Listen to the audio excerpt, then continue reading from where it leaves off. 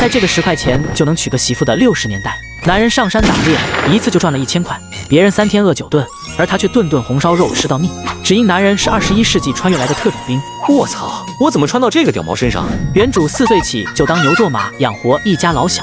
可他吃的是刷锅水，住的是4处漏风的柴房，就因为生病饿极了，捡了块家人吃剩下的窝头，就被父母打得遍体鳞伤，扔在狗窝里等死。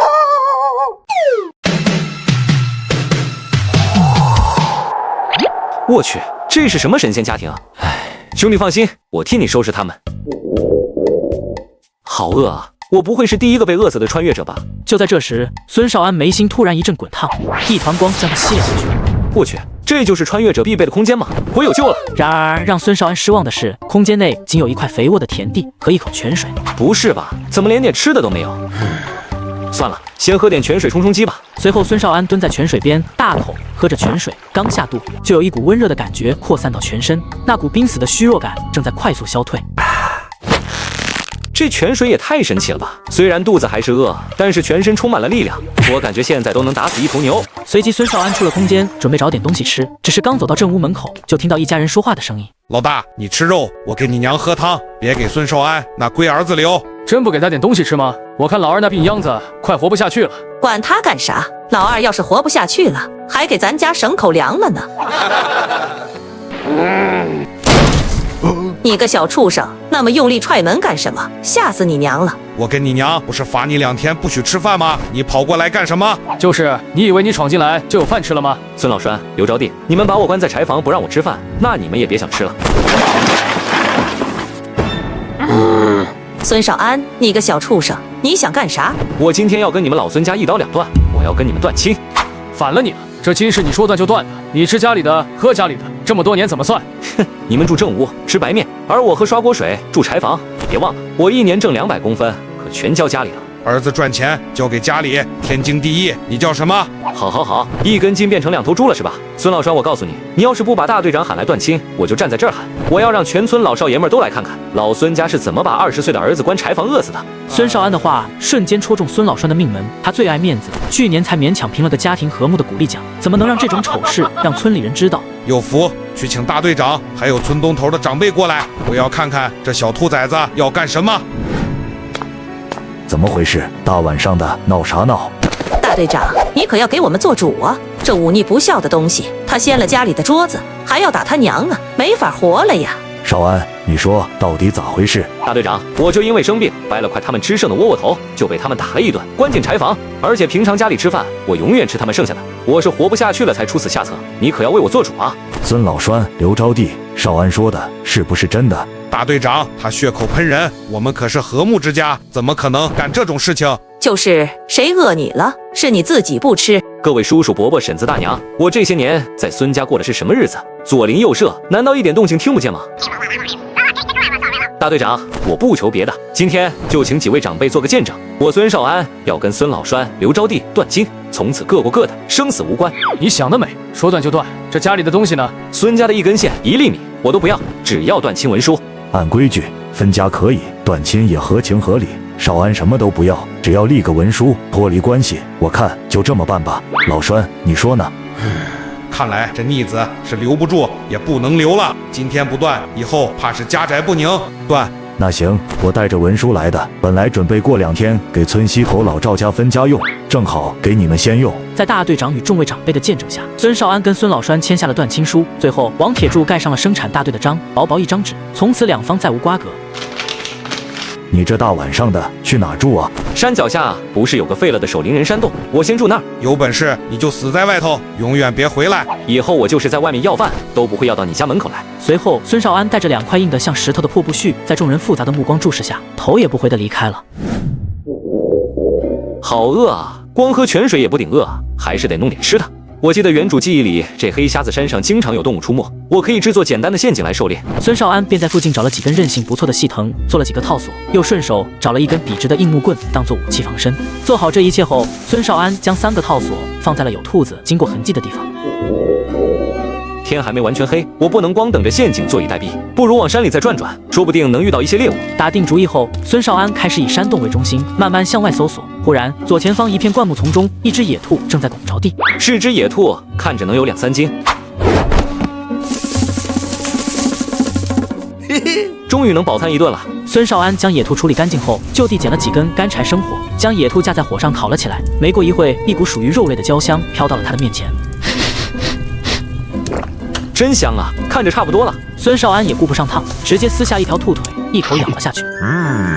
这肉香，纯纯的，带着股焦香，在嘴里一下子就爆开了。虽然没有盐，但那种油脂感和扎实的肉感的香味还是很美味。孙少安几乎没怎么咀嚼，3下5除2就把一只野兔啃得干干净净。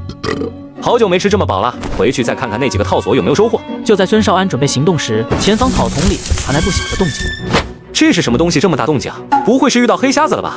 话音落下，一只300多斤的野猪从草丛中冲出，直奔孙少安而来。我操！孙少安扭头就跑，但那只野猪却发了疯的在后面追。然而还没等他跑多远，脚下突然一滑，猝不及防，整个人顺着斜坡就滚了下去。好疼啊！真他喵的晦气！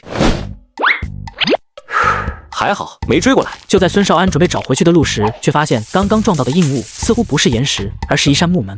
这荒山野岭，人迹罕至，谁会在这里弄个隐蔽的洞口呢？想到这，孙少安抓住那铁把手，用力一拉，直接将门给拽开。一个约莫半人高、黑得不见底的洞口露了出来。这山洞看着有20-30平米，有人工开凿的痕迹。我去，这是什么东西？男人进山打猎，一脚踏进小日子留下的军火库，满眼大宝箱还没细看，山洞深处就传来女人哼哼唧唧的声音。这荒山野岭的，还真不挑地方。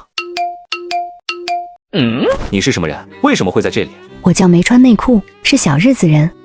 坏了，这不会是特务吧？我能干得过他吗？你不要担心，我现在已经没有行动能力了，对你没有威胁。我是受长辈指派来取走祖辈遗留下来的物资的。那你这一身伤是怎么回事？我找到这里的时候，没想到竟然受到野猪的攻击，我已经不行了。我去，你醒醒！我把这些物资赠送给你，希望我死后你能把我埋葬起来，别让野兽啃食我。我不干，这些东西不也是我的吗？拜托了。哎，我还没同意呢，你醒醒！真死了！孙少安看着眼前的妹子，沉默了好一会儿，不知道在想什么。算了，上天有好生之德，就当做善事了。孙少安直接用空间之力在一旁挖出一个深坑，将女人放进坑内，随后又将土埋了上去。忙完这一切，他才将所有的箱子一一打开。只见箱子里一排排乌黑锃亮的枪，还有一箱箱的子弹，甚至还有一箱散发着金光的大黄鱼。哇哦，金色传说！上百根大黄鱼，还有几十把崭新的5-6半，发了，这次发了。孙少安没有任何犹豫，把这些物资统统收进了空间。有了这些，别说在黑瞎子岭活下去，就算是……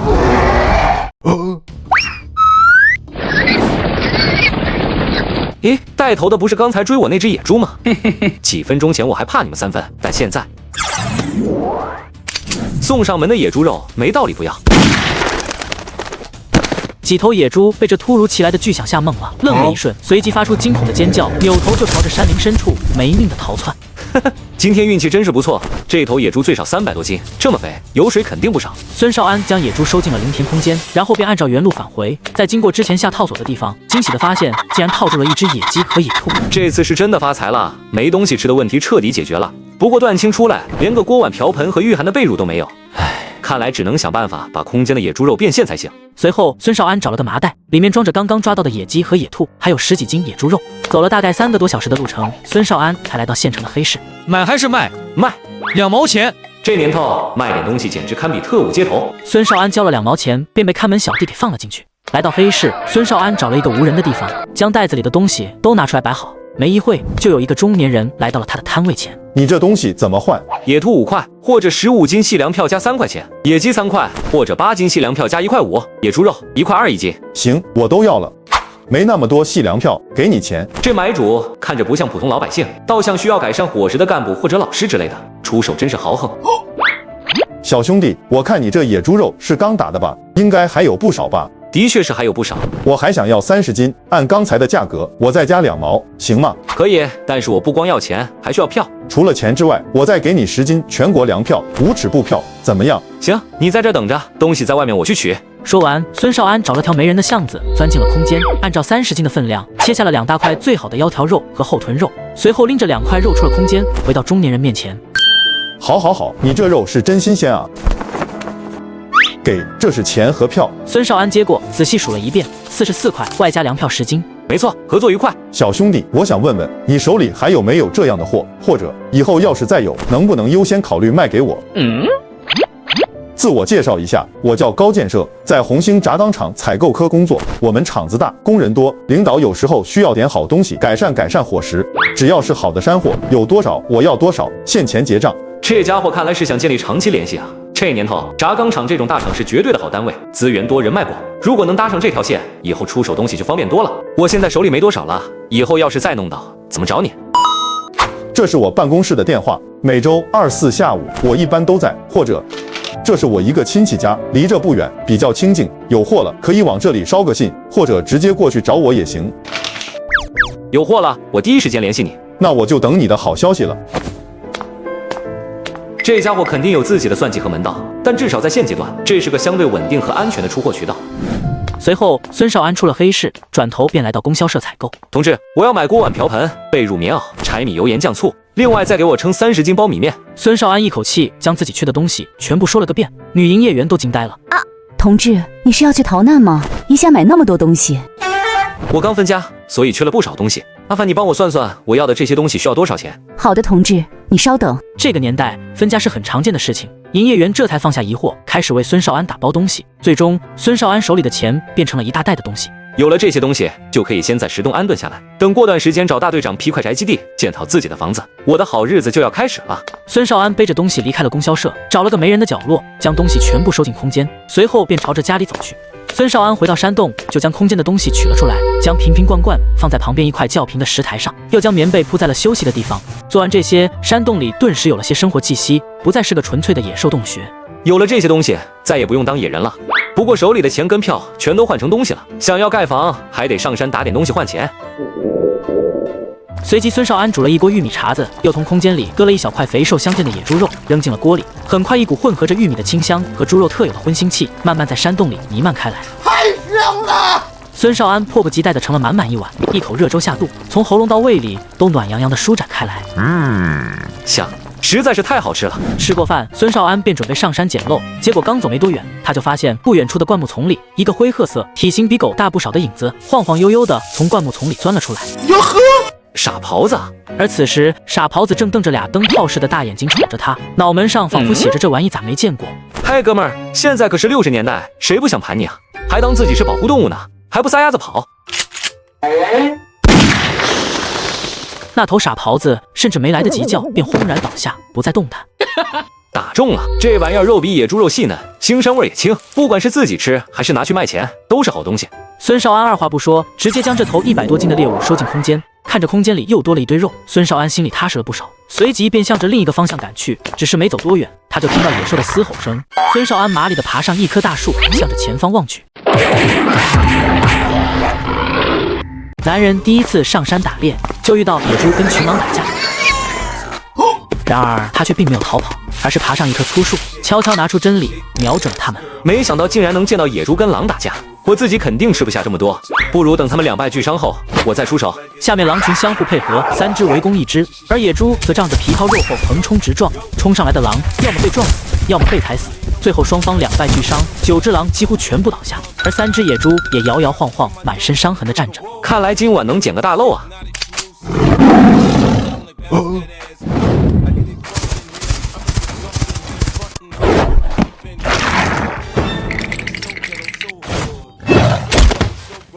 不愧是百兽之王，居然还懂得螳螂捕蝉，黄雀在后。可惜今晚只有1只黄雀。此时，老虎正作为胜利者品尝美食，却不知树上一个老六已经瞄准了他。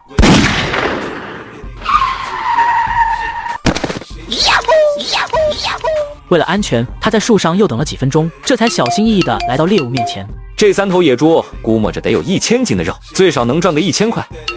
虽然狼没啥肉，但是狼皮也能换几百块。还有这只老虎，价格恐怕比野猪和狼加起来都高。这次是真的发财了。孙少安将野猪、野狼还有老虎通通收入空间，又利用空间之力将皮毛给剥了出来。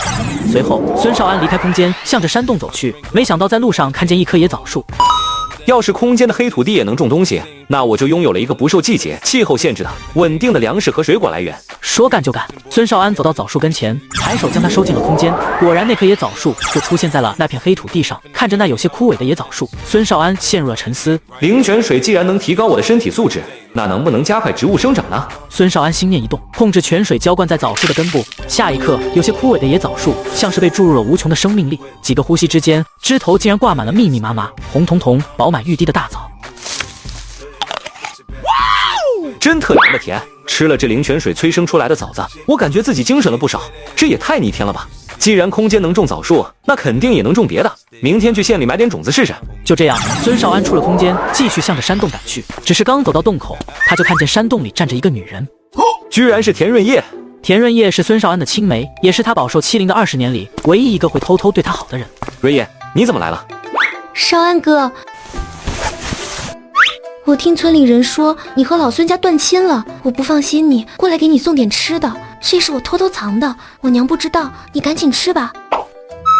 润叶，田润叶父亲早亡，母亲体弱多病，下面还有个弟弟，自己挣的工分大半要贴补家里，没想到他竟然还能从自己牙缝里省出一点点补贴给孙少安。谢谢你，润叶，只有你对我最好。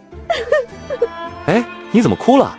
少安哥，我娘去年患病，在村里王德发家借了50块治病。王德发昨天下午来我家，说明天下午之前不还他50块，就要我嫁给他。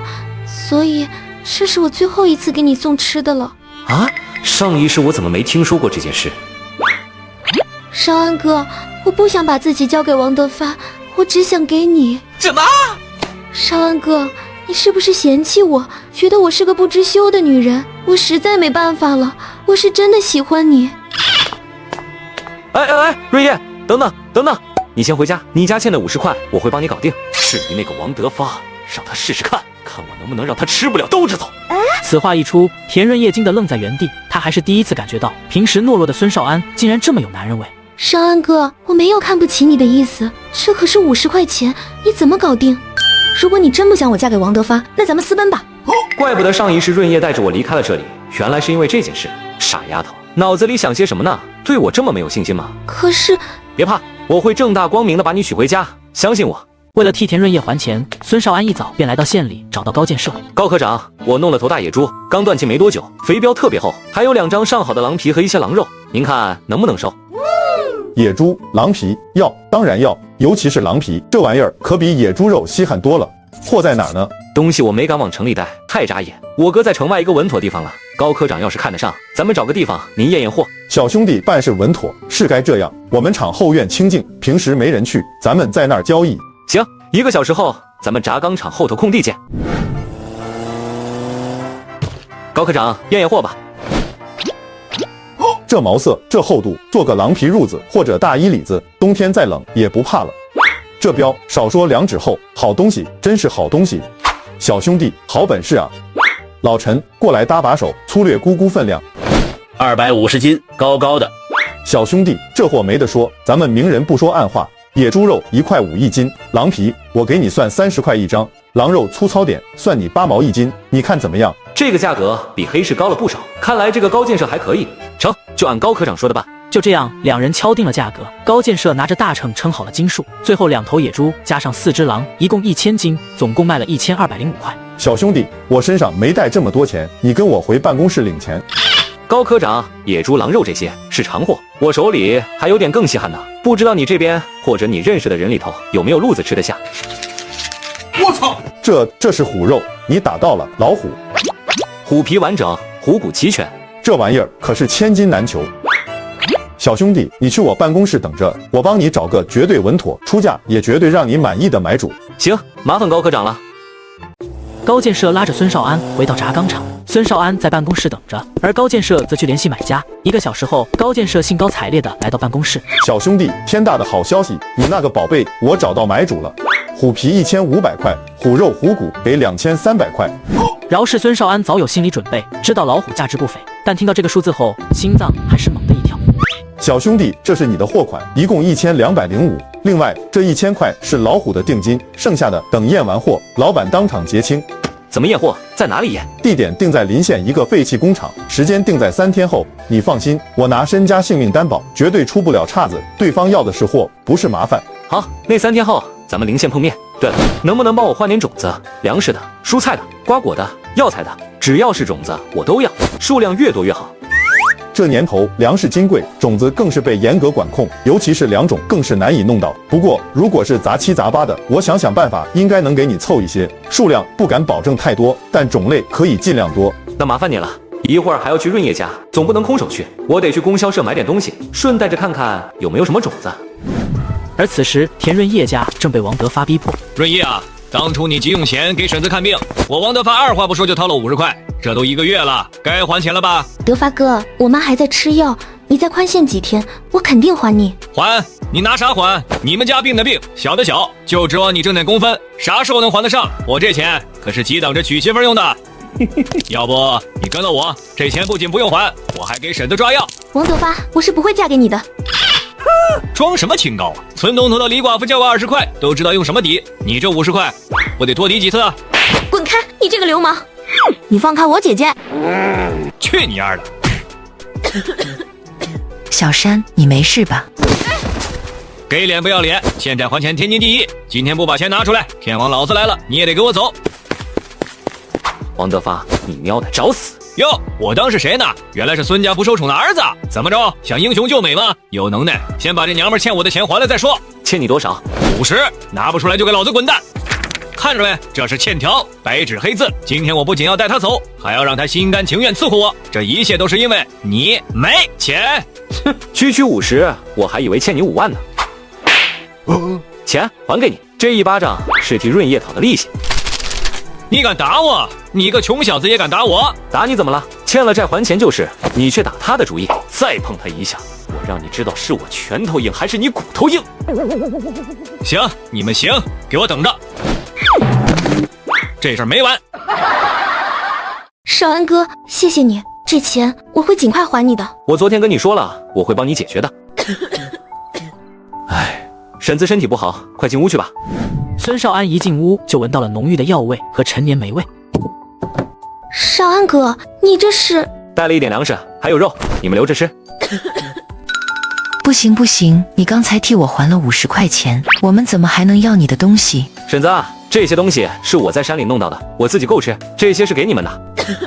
那也不行，你家的事我们都听说了，你刚分出来，难处比我们还大，这些东西你拿回去自己补补身子。婶子，您别推辞了，以前润叶没少帮我，现在我有点能力，该我还这份情。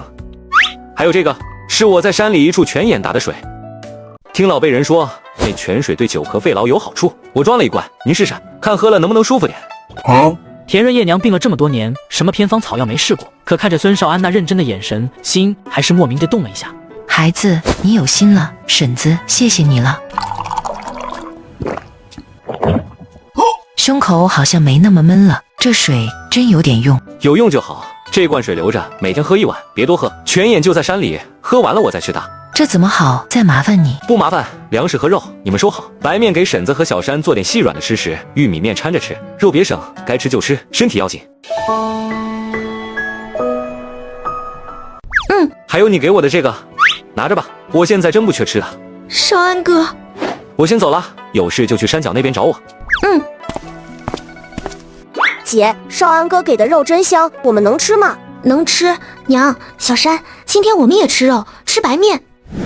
从田润叶家回到山洞，孙少安正准备做一顿丰盛的午饭，没想到被蹲在山洞外的孙有福看了个正着。好你个孙少安，本来想过来看你过得有多惨，没想到你竟然有肉吃。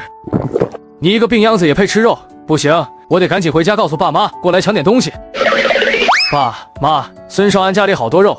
这个忘恩负义的狗东西，有好吃的不知道孝敬爹娘，真是白养他20年。有福，你带路，咱们去把东西抢过来。爸妈，咱们已经断亲了，这么直接过去，他肯定不会给咱们好果子吃，不如多找几个亲戚壮壮声势。随即孙老栓叫上自己的2个兄弟，气势汹汹地向着孙少安的山洞赶来。你个杀千刀的白眼狼，弄的好东西不知道孝敬长辈，自己吃独食，不怕天打雷劈。我跟你们白纸黑字的断亲文书都立了，现在我吃什么跟你们有什么关系？你说没关系就没关系吗？只只要你身上还流着老孙家的血，你就欠我们的。你就这么对待生你养你的爹娘？生我养我？哼！你们住正屋吃白面，我捡个你们吃剩的窝窝头，就被你们打断了肋骨，这叫生我养我？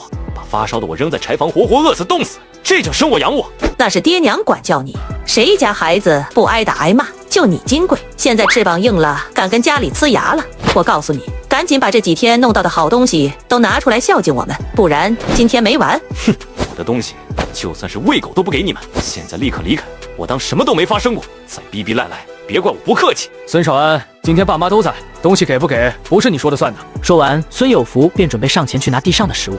说不过就准备硬抢是吗？谁敢再上前一步，小心我打断你们的腿！你个小畜生，竟然打你哥，我跟你拼了！呀！你敢忤逆你妈？大哥二哥，跟我上！可是孙少安不让咱们上啊！他不让你上，你就不上了吗？咱们三个优势在咱，还怕他不成？当然怕啊！万一他真给我们腿打断怎么办？打断了再说，药费我包了，都给我上！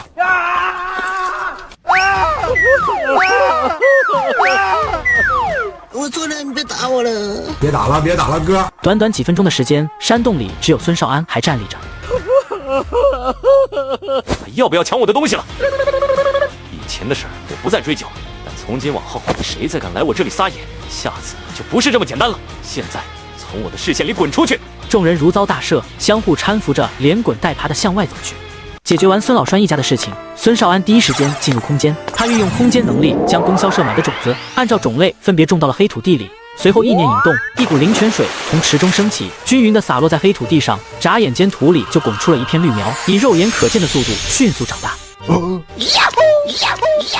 这么快就长大了，这灵泉可以啊！不知道高建设那边收不收这些瓜果蔬菜？上次还答应了高建设那边帮他弄点好货，那就再进山找点大货。孙少安出了空间，朝着黑瞎子岭走去。路上大货没见到，倒是看见2只野鸡。再往里走，竟又发现了2只山跳子。我最喜欢吃麻辣兔头了。走着走着，孙少安看到前方有一棵大树，枯树被挖了一个大大的树洞。这里面肯定是冬眠的狗熊，只是不知道是黑熊还是棕熊。不管是啥，打了再说。孙少安知道自己已经重伤了这头黑熊，便躲在一棵大树后面，举枪瞄准。孙少安确定安全后，便走了过去，将黑熊收进空间，随后用意念将黑熊分解处理。天色也不早了，还是赶紧回去吧。孙少安今天的运气也是好极了，回村的路上竟然碰到了一个野猪群。我靠，这大货不就来了吗？他找到掩体，蹲下瞄准。4头大野猪倒地，其余野猪四散而逃。而他这次上山打猎也圆满结束。等他回到山洞门口，却见孙有福正在给他装大门。下午才打完你，这又来搞事儿吗？少安，你回来了。爹说你这没个门，东西丢了都不知道谁拿的，让我过来给你安个门。你看这门也安了，之前的事儿就算了吧，都是一家人。哼，一家人断亲文书上按的手印，忘了？那不是一时气话吗？血缘关系哪能说断就断？爹娘养你那么大，一点不知道孝敬，自己吃香喝辣。早知道你这么白眼狼，当初还不如。门装完了，我先走了。你刚才说不如什么？没什么，我胡说的。天黑了，我妈叫我回家吃饭了。我再问一遍，你刚才说早知道我这么白眼狼，当初还不如什么？把话说完。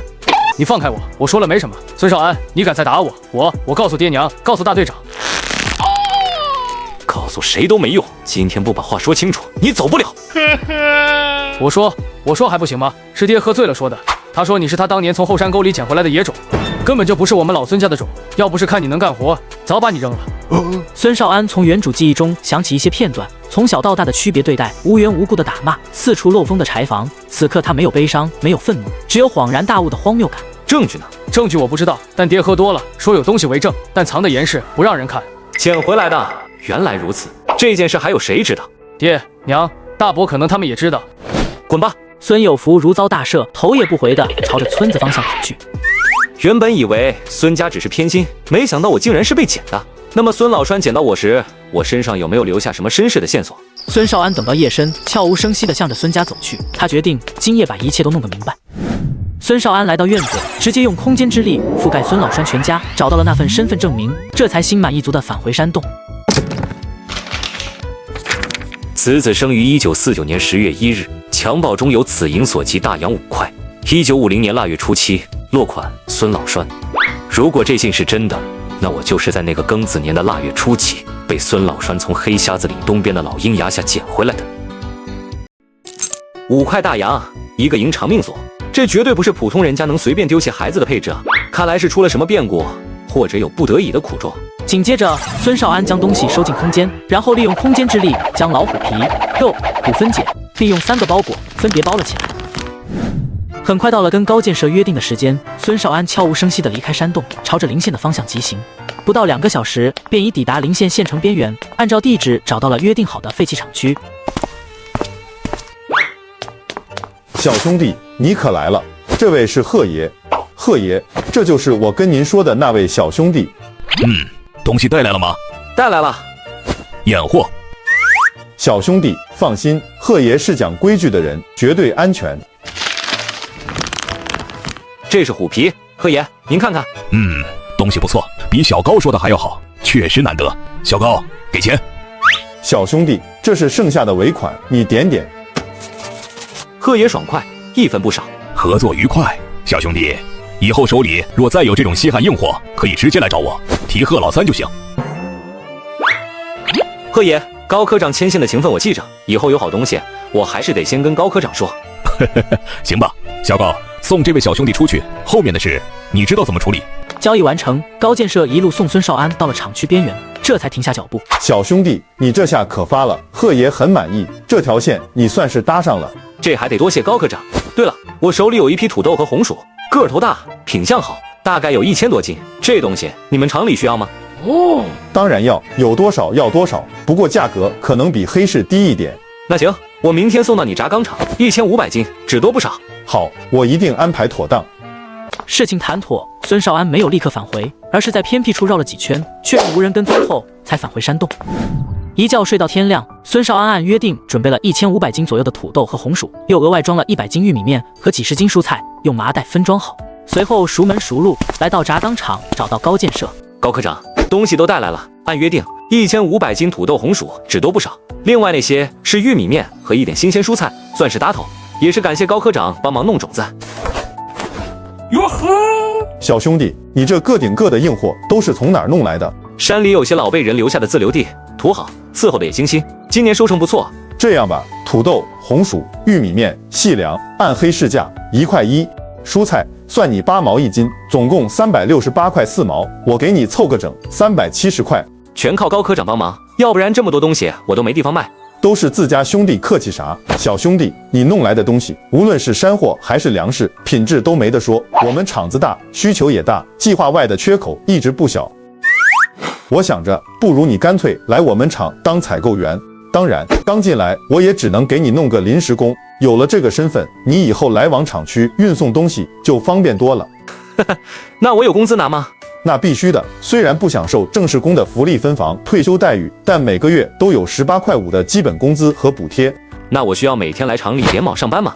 当然不需要了，你只要每个月能完成一定的采购任务就行，时间自由，行动方便，工资照发。采购来的东西，厂里按溢价收购，价格上绝对亏待不了你。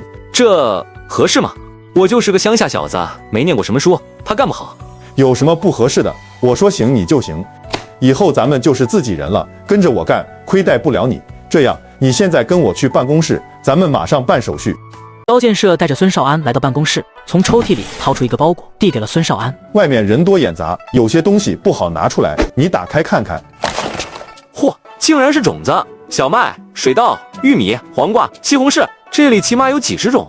高科长，你真是帮了我大忙了。这些可是我费了不少功夫，跑了好几个地方才给你找来的种子，虽然不多，但都是能发芽的好种子。你上次送的那些玉米面和蔬菜品质那么好，这批种子就当是回礼了。这怎么好意思呢？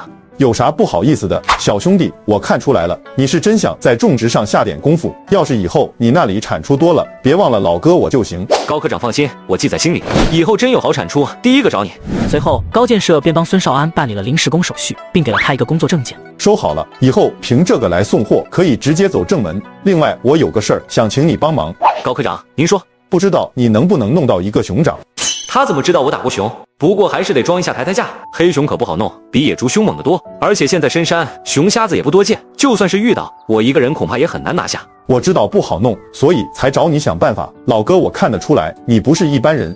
实话跟你说，这是一个大人物私下托办的，价钱你别担心，都不是事儿。关键是这份人情比钱可贵重多了。高大哥，你也知道，熊比野猪更难对付，稍有不慎就可能出事。现在我也不敢保证一定能弄到，我只能说尽力而为。有这个心就行，我相信你的运气和本事。两人又闲聊几句采购细节，随后孙少安便拎着种子离开了。跟高建设谈完事后，孙少安没有像往常一样返回山洞，而是进山打猎。既然空间可以用来种植，那能不能收取活物呢？若是可以，我空间里的蔬菜、粮食、肉食就能自给自足了。孙少安在山里搜索半天，终于发现了一只落单的野兔。收！无论孙少安用什么姿势，空间都没有任何反应。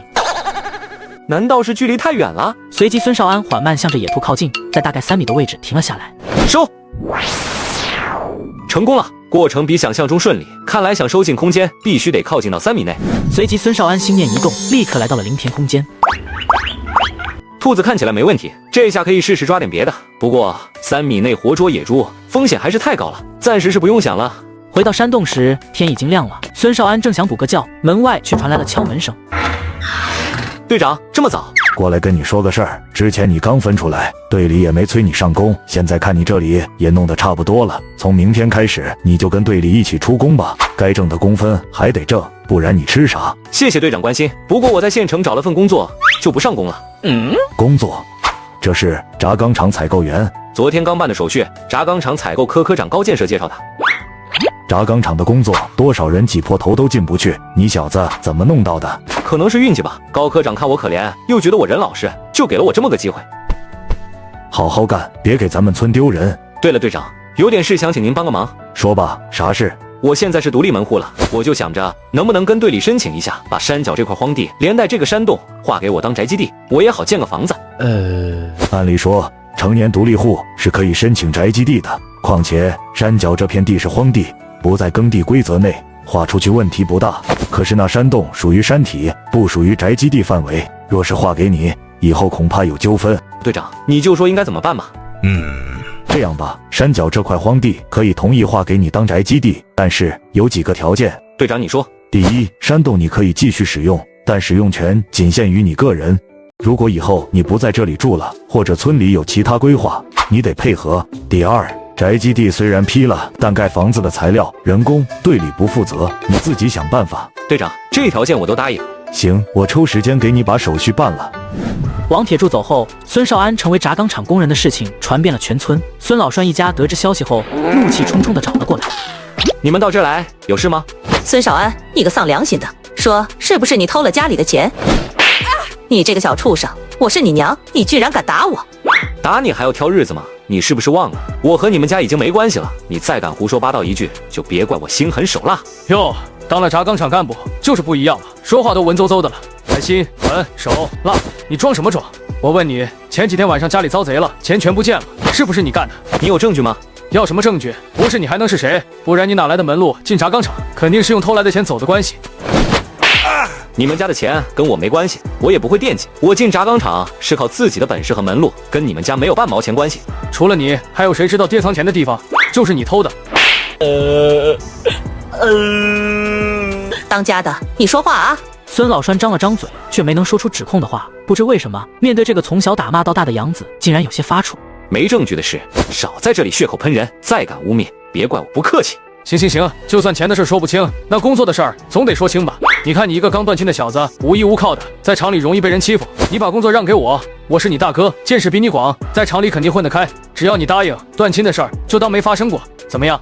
对，有福说得对，你是弟弟，让着哥哥是应该的。再说了，你还年轻，工作还能再找吗？哼，让工作？凭什么？关于我身世的问题，你们心里应该最清楚。你们已经跟我没有任何关系了，别厚着脸皮再来找我。你们要是再无理取闹，后果自负。你还不快滚！孙有福还想说些什么，却被孙老栓一把拉住。回去吧。孙有福不甘心地回头瞪了孙少安一眼，终究没敢再放狠话。一群人来得快，去得也快，很快消失在山路尽头。这件事估计还没完，以孙家人的德行，不会这么轻易放弃。不过这也是我最后一次放过他们了，就当报答养育之恩。他们再敢来闹事，我的空间也不是吃素的。孙少安又进了黑匣子里，这一次他选择了一条往东北方向深入的小径，那边有个叫野猪沟的山谷，是大型动物活动比较频繁的区域。孙少安边走边观察，同时也在留意其他猎物的痕迹。现在空间有了新功能，可以尝试活捉一些小型动物，为未来的养殖做准备。大约走了2个小时，孙少安来到一片相对开阔的空地，这里阳光充足，又长着茂密的灌木丛，是小动物喜欢觅食的地方，应该能有收获。孙少安蹲下身，仔细观察地面，果然，灌木丛根部有新鲜的动物粪便，看样子应该是兔子。孙少安却并没有急着设陷阱，而是藏在一边观察着灌木丛。大约20分钟后，一只灰褐色的野兔小心翼翼地探出头来。来了，不能急，兔子通常不会单独行动，后面准还有。果然，几分钟后，第2只、第3只野兔陆续从不同方向的灌木中钻了出来。那只兔子应该是怀孕了，如果能把它活捉进空间，以兔子的繁殖速度，不出1个月，我这空间里不得兔子满山跑。按耐住激动，孙少安缓慢爬向兔子，到3米半的距离停了下来。收。空间里的动物养殖可以真正起步了。随后，孙少安继续向着山林深处走去，在穿过一片树林后，面前出现一条清澈见底的小溪。让他没想到的是，竟有3只野猪在这喝水。好家伙，3头成年野猪！孙少安拿着枪，连忙躲到旁边一块巨大的岩石后面，准备慢慢靠近，将它们收进空间。就在这时，一头野猪忽然瞄向了他藏身的方向。不好，被发现了！孙少安也顾不得抓活的，只能连忙开枪，将3只野猪全部击毙。当他准备将野猪收进空间时，发现有一只野猪腹部高高隆起。难道这头野猪怀孕了？孙少安蹲下身，伸出手，轻轻按在母猪隆起的腹部，手掌下传来了极其微弱的蠕动感，一下又一下，间隔很长，但顽强的存在着。果然怀孕了，幸好刚刚没打到它的腹部，小猪仔还活着。孙少安立马从空间取出一个剥皮刀，将小猪仔从母猪肚子里救了出来。太好了，居然有7只，真是想杀来杀。不过能不能活，就看你们的造化了。孙少安将野猪跟猪仔一起收进了空间，又给小猪仔们喂了些灵泉水。眨眼间，小猪仔们就恢复过来，并且开始生长。还真有用，现在有了兔子，又有了野猪仔，未来就有稳定的肉类来源了。不过也不能让他们随处跑，看来还得弄个围栏。孙少安在空间边缘选了一块空地，用意念操控，很快垒起了一个简易的土石围栏，又在围栏里铺上厚厚一层干草，这才将7只小猪仔小心翼翼地转移进新家。好了，这里就是你们以后的家了。出了空间，孙少安向着家里走去，路过小溪时，差点踩坏一窝野鸭蛋。这母鸭心可真大，竟然把蛋下在路边。对了，要是把野鸭蛋放进灵泉，说不定还能孵出野鸭呢。孙少安将野鸭蛋收入空间，继续向家赶去。只是刚到山洞，就看到田润叶站在门口。润叶，这么晚了，你怎么来了？怎么了？家里有事，还是又有人欺负你了？少安哥，我听村里人说你进轧钢厂当工人了，是真的吗？是采购员，不过只是临时工而已。那恭喜少安哥了，临时工也是工人啊。你现在是工人了，以后肯定会越来越好。我就是个乡下丫头，没文化，家里穷，娘病着，弟弟还小。你手里拿的什么？是我自己腌的咸菜，娘说你一个人住，可能没什么下饭的，就让我给你送点来。不值什么钱，你别嫌弃。你是乡下丫头，我也是从农村出去的，我从来没觉得你配不上我，相反，我觉得你很好，比很多城里姑娘都好。真的吗？你勤劳、善良、孝顺、有担当，这些品质比什么身份、工作都重要。少安哥，你……对不起，吓到你了。没有吓到，就是太突然了。少安哥，你真的不嫌弃我吗？不嫌弃，永远不会。那我改天再来看你。想起田润叶那张羞红的小脸，孙少安觉得口干舌燥，一时间没有了睡意，索性进了林田空间。太好了，有了这些产出，我就能在这个时代站稳脚跟，就有能力保护自己想保护的人。孙少安目光一凝，意念扫过之处，成片的作物整齐倒下，谷粒、果实自动脱离，分类堆积。不过片刻，小麦、水稻、高粱等就收获了接近1000斤，其他的蔬菜水果也收获颇丰。上次高建设给的种子，现在正好种上。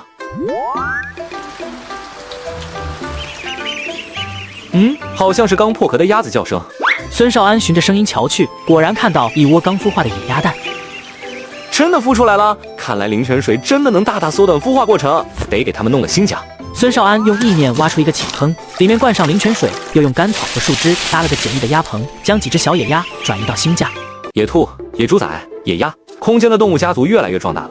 假以时日，这里将形成一个微型的生态循环系统，实现真正的自给自足。孙少安在空间里忙碌了一番，消耗了不少精力，出来后就躺床上睡着了。次日天亮，他简单的吃了顿早饭，便准备去山里再碰碰运气。可没想到刚走了不远，就被几个妇女拦下了。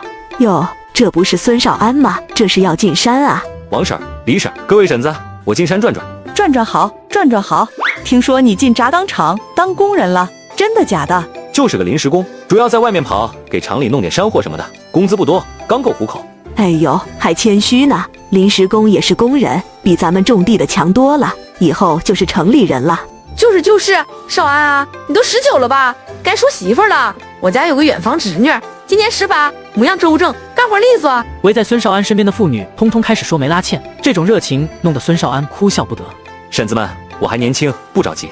怎么不着急？我像你这么大的时候，老大都2岁了。就是你的宅基地不是已经批了吗？如今你有工作，盖几间房又不是什么难事，正好结婚的时候用。少安哥，你现在有相中的姑娘吗？哎呦，小草这是看上眼了。张小草家很困难，估计是把我当个能靠上的人了。可我已经有润叶了，我现在刚立住脚，工作也刚起步，想把日子过稳了再考虑这些。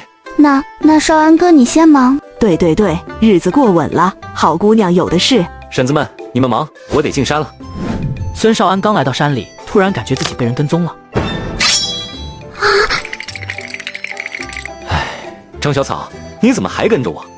我没有，我就是想多挖点野菜。这里不是你该来的地方，赶紧回去。让他们说去，我这一辈子只想保护你，不会在意那些闲言碎语。孙少安在家吗？是孙老栓的侄子孙有路，身后还跟着几个二流子，来者不善。哟，我说怎么不开门呢？原来金屋藏娇啊！孙少安，你小子可以啊，刚进厂子就学会玩女人了啊！孙有路，你嘴巴放干净点。怎么，我说错了吗？大早上的，孤男寡女关着门，谁知道在干什么？孙少安，你现在是工人了，要注意影响啊！乱搞男女关系可是要挨批评的。就是，孙少安，你这才当几天工人就学坏了。田润叶这丫头平时看着老实，没想到这么开放。要不要我们去叫大队长来看看？你们来干什么？也没啥大事，就是听说你最近发财了，又是卖山货，又是进厂子的，手里肯定宽裕。这不，哥几个最近手头紧，想跟你借点粮食应急。哼，这种套路我见多了，纯就是肉包子打狗。这年头粮食多金贵，我自己还不够吃呢，哪有多余的借给你？孙少安，别给脸不要脸！你那个工作怎么来的？你自己心里清楚。一个刚断亲的小子，要钱没钱，要关系没关系，凭什么就能进轧钢厂？指不定是用什么见不得人的手段换来的。要是我去举报一下，你还能干得成吗？废话说完了吗？说完了就滚！我这里没有粮食借给你们。至于我的工作，有本事你们就去举报，看看到底谁有问题。今天这粮食你借也得借，不借也得借，不然我就去公社举报你乱搞男女关系。到时候男的丢了工作，女的嫁不了人。从你们羞辱润叶的那一刻起，我就想揍你了！一群不知天高地厚的东西，还敢明目张胆来我这里借粮？还有谁想借粮食？孙少安的话声音不大，但每个字都像冰碴子砸在地上，没人敢应声。一群废物，都给我滚！等等，把他拖走！孙少安能感觉到怀里女孩身体的颤抖，心里涌起一股难以言喻的怒火和心疼。这个时代，一句乱搞男女关系就能毁掉一个姑娘的名声和未来。别怕，有我在，没人能欺负你。少安哥，我不怕他们说闲话，我就是生气。他们要举报就举报，我跟你一起担着。孙少安看着这个平时害羞胆小的姑娘，此刻眼神里却有一种豁出去的勇敢。我绝不会让你受一点伤害。孙少安知道，有些事才刚刚开始，孙有路那些人不会善罢甘休。今天的冲突只是开始，要想保护田润叶，就要心狠手辣。没事了，你先回去吧，今天别出来了，在家里陪陪你娘。可是少安哥，他们会不会去举报？放心，我有办法。最后，田润叶一步三回头，依依不舍地离开了山洞。孙有路那些人今天吃了亏，肯定会想办法报复。与其等着他们报复，不如我主动出击。等到夜深人静的时候，孙少安直接摸到了孙有路家。哎呦，疼，你轻点儿。你忍一忍，不用力，揉不开。孙少安那个小王八蛋下手真狠啊！你说你没事去招惹他干什么？孙少安现在可不是以前那个认打认骂的孙老二了，人家现在是工人，还是能打到猎物的狠角色，你打得过吗？你懂个屁！我就是咽不下这口气。他孙少安算什么球？一个捡来的玩意儿，现在盗气到老子头上来了。那你想怎么办？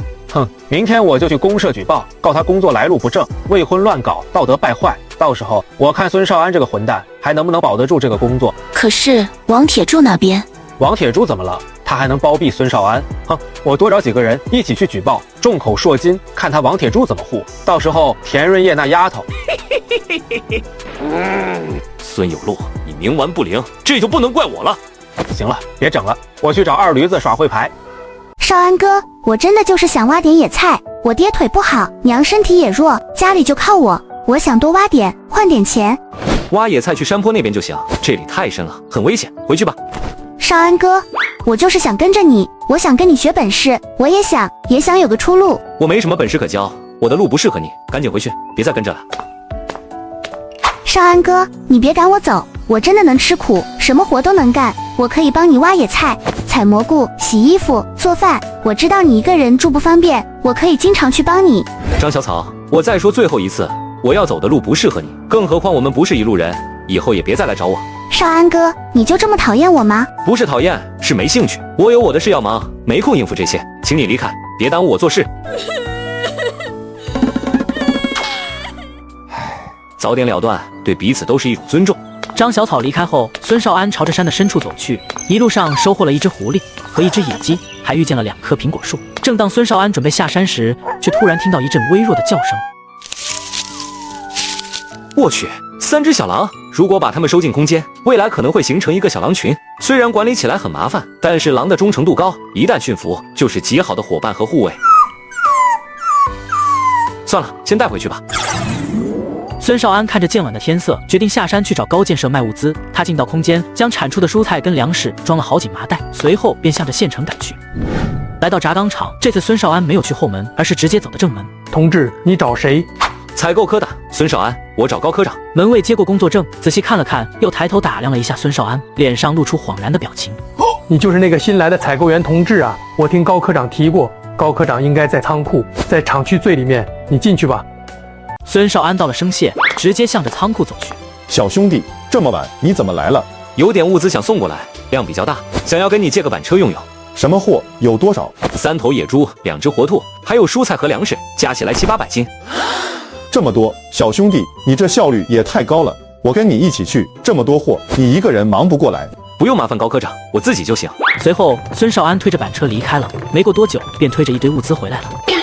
我的天，这大白菜这么水嫩，这野猪肉膘这么厚，小兄弟，你这条线我可真是捡到宝了。以后有什么好货，尽管送来，价钱上好说。高科长您抬举我了，这批货您既然觉得成，往后咱们就算接上头了。来，咱们过秤。2人一阵忙活，终于把一堆东西过完了秤，总共1645块。小兄弟，你点点，另外照例给你搭些票证。对了，高科长，我这还有点别的东西，你看看厂里或者其他人需不需要。高建设打开布包，露出一把红枣和几个红彤彤的苹果。苹果、枣，这季节哪来这么新鲜的？山里找到的野果树，结了点果子，数量不多，但品质还行。好，我明天就拿给几位领导看看，这品相肯定抢手。对了，那熊掌还在留意，有消息通知你。揣着一堆钱票的孙少安随后回到了山洞，躺在床上看着空间里的繁荣景象，沉入梦乡。天刚蒙蒙亮，田润叶便挎着篮子来到孙少安的山洞。润叶，你怎么来了？我娘让我谢谢你，那药全她还在喝，身体一天比一天好，现在已经能自己做饭了，所以让我过来给你送早饭。那我就放心了，外面凉，你别在外面站着了，快进来吧。少安哥，我听说昨天张小草她……没事，我已经跟他说清楚了，以后他不会再来找我。再说了，我心里只有你，你又不是不知道。可是村里人会说闲话。收。接下来，凡是白天跟着去闹事的小跟班都被孙少安翻了墙，那些二流子孙少安全都认识。此时他们要么在睡觉，要么在喝酒，要么在吹牛，没有一个反应过来。不到1个小时，几人全部被制服，收进灵泉空间。随后，孙少安将他们带到了黑瞎子岭深处，将几人放了出来。今日若是不给你们一个深刻的教训，我和润叶怕是不会有安生日子。随后，孙少安从空间取出腥臭的猪内脏，放到了几人的身上。以牙还牙，以眼还眼，等你们醒了，就知道什么叫重新做人了。如果孙老栓那家人识相，这件事便到此为止。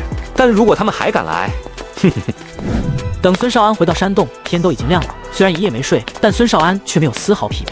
今天还有很多事要做，还是先去队长家，请他帮忙找几个工人。孙少安从空间切了点野猪肉，又拿了点蔬菜，便向着王铁柱家走去。只是刚走到村口，就被人拦了下来。哟，少安，又是肉又是菜的，这是去哪啊？孙少安认识他，此人叫孙大壮，平时跟孙有才走得近。昨天闹事的时候，他没在场。去哪儿关你什么事？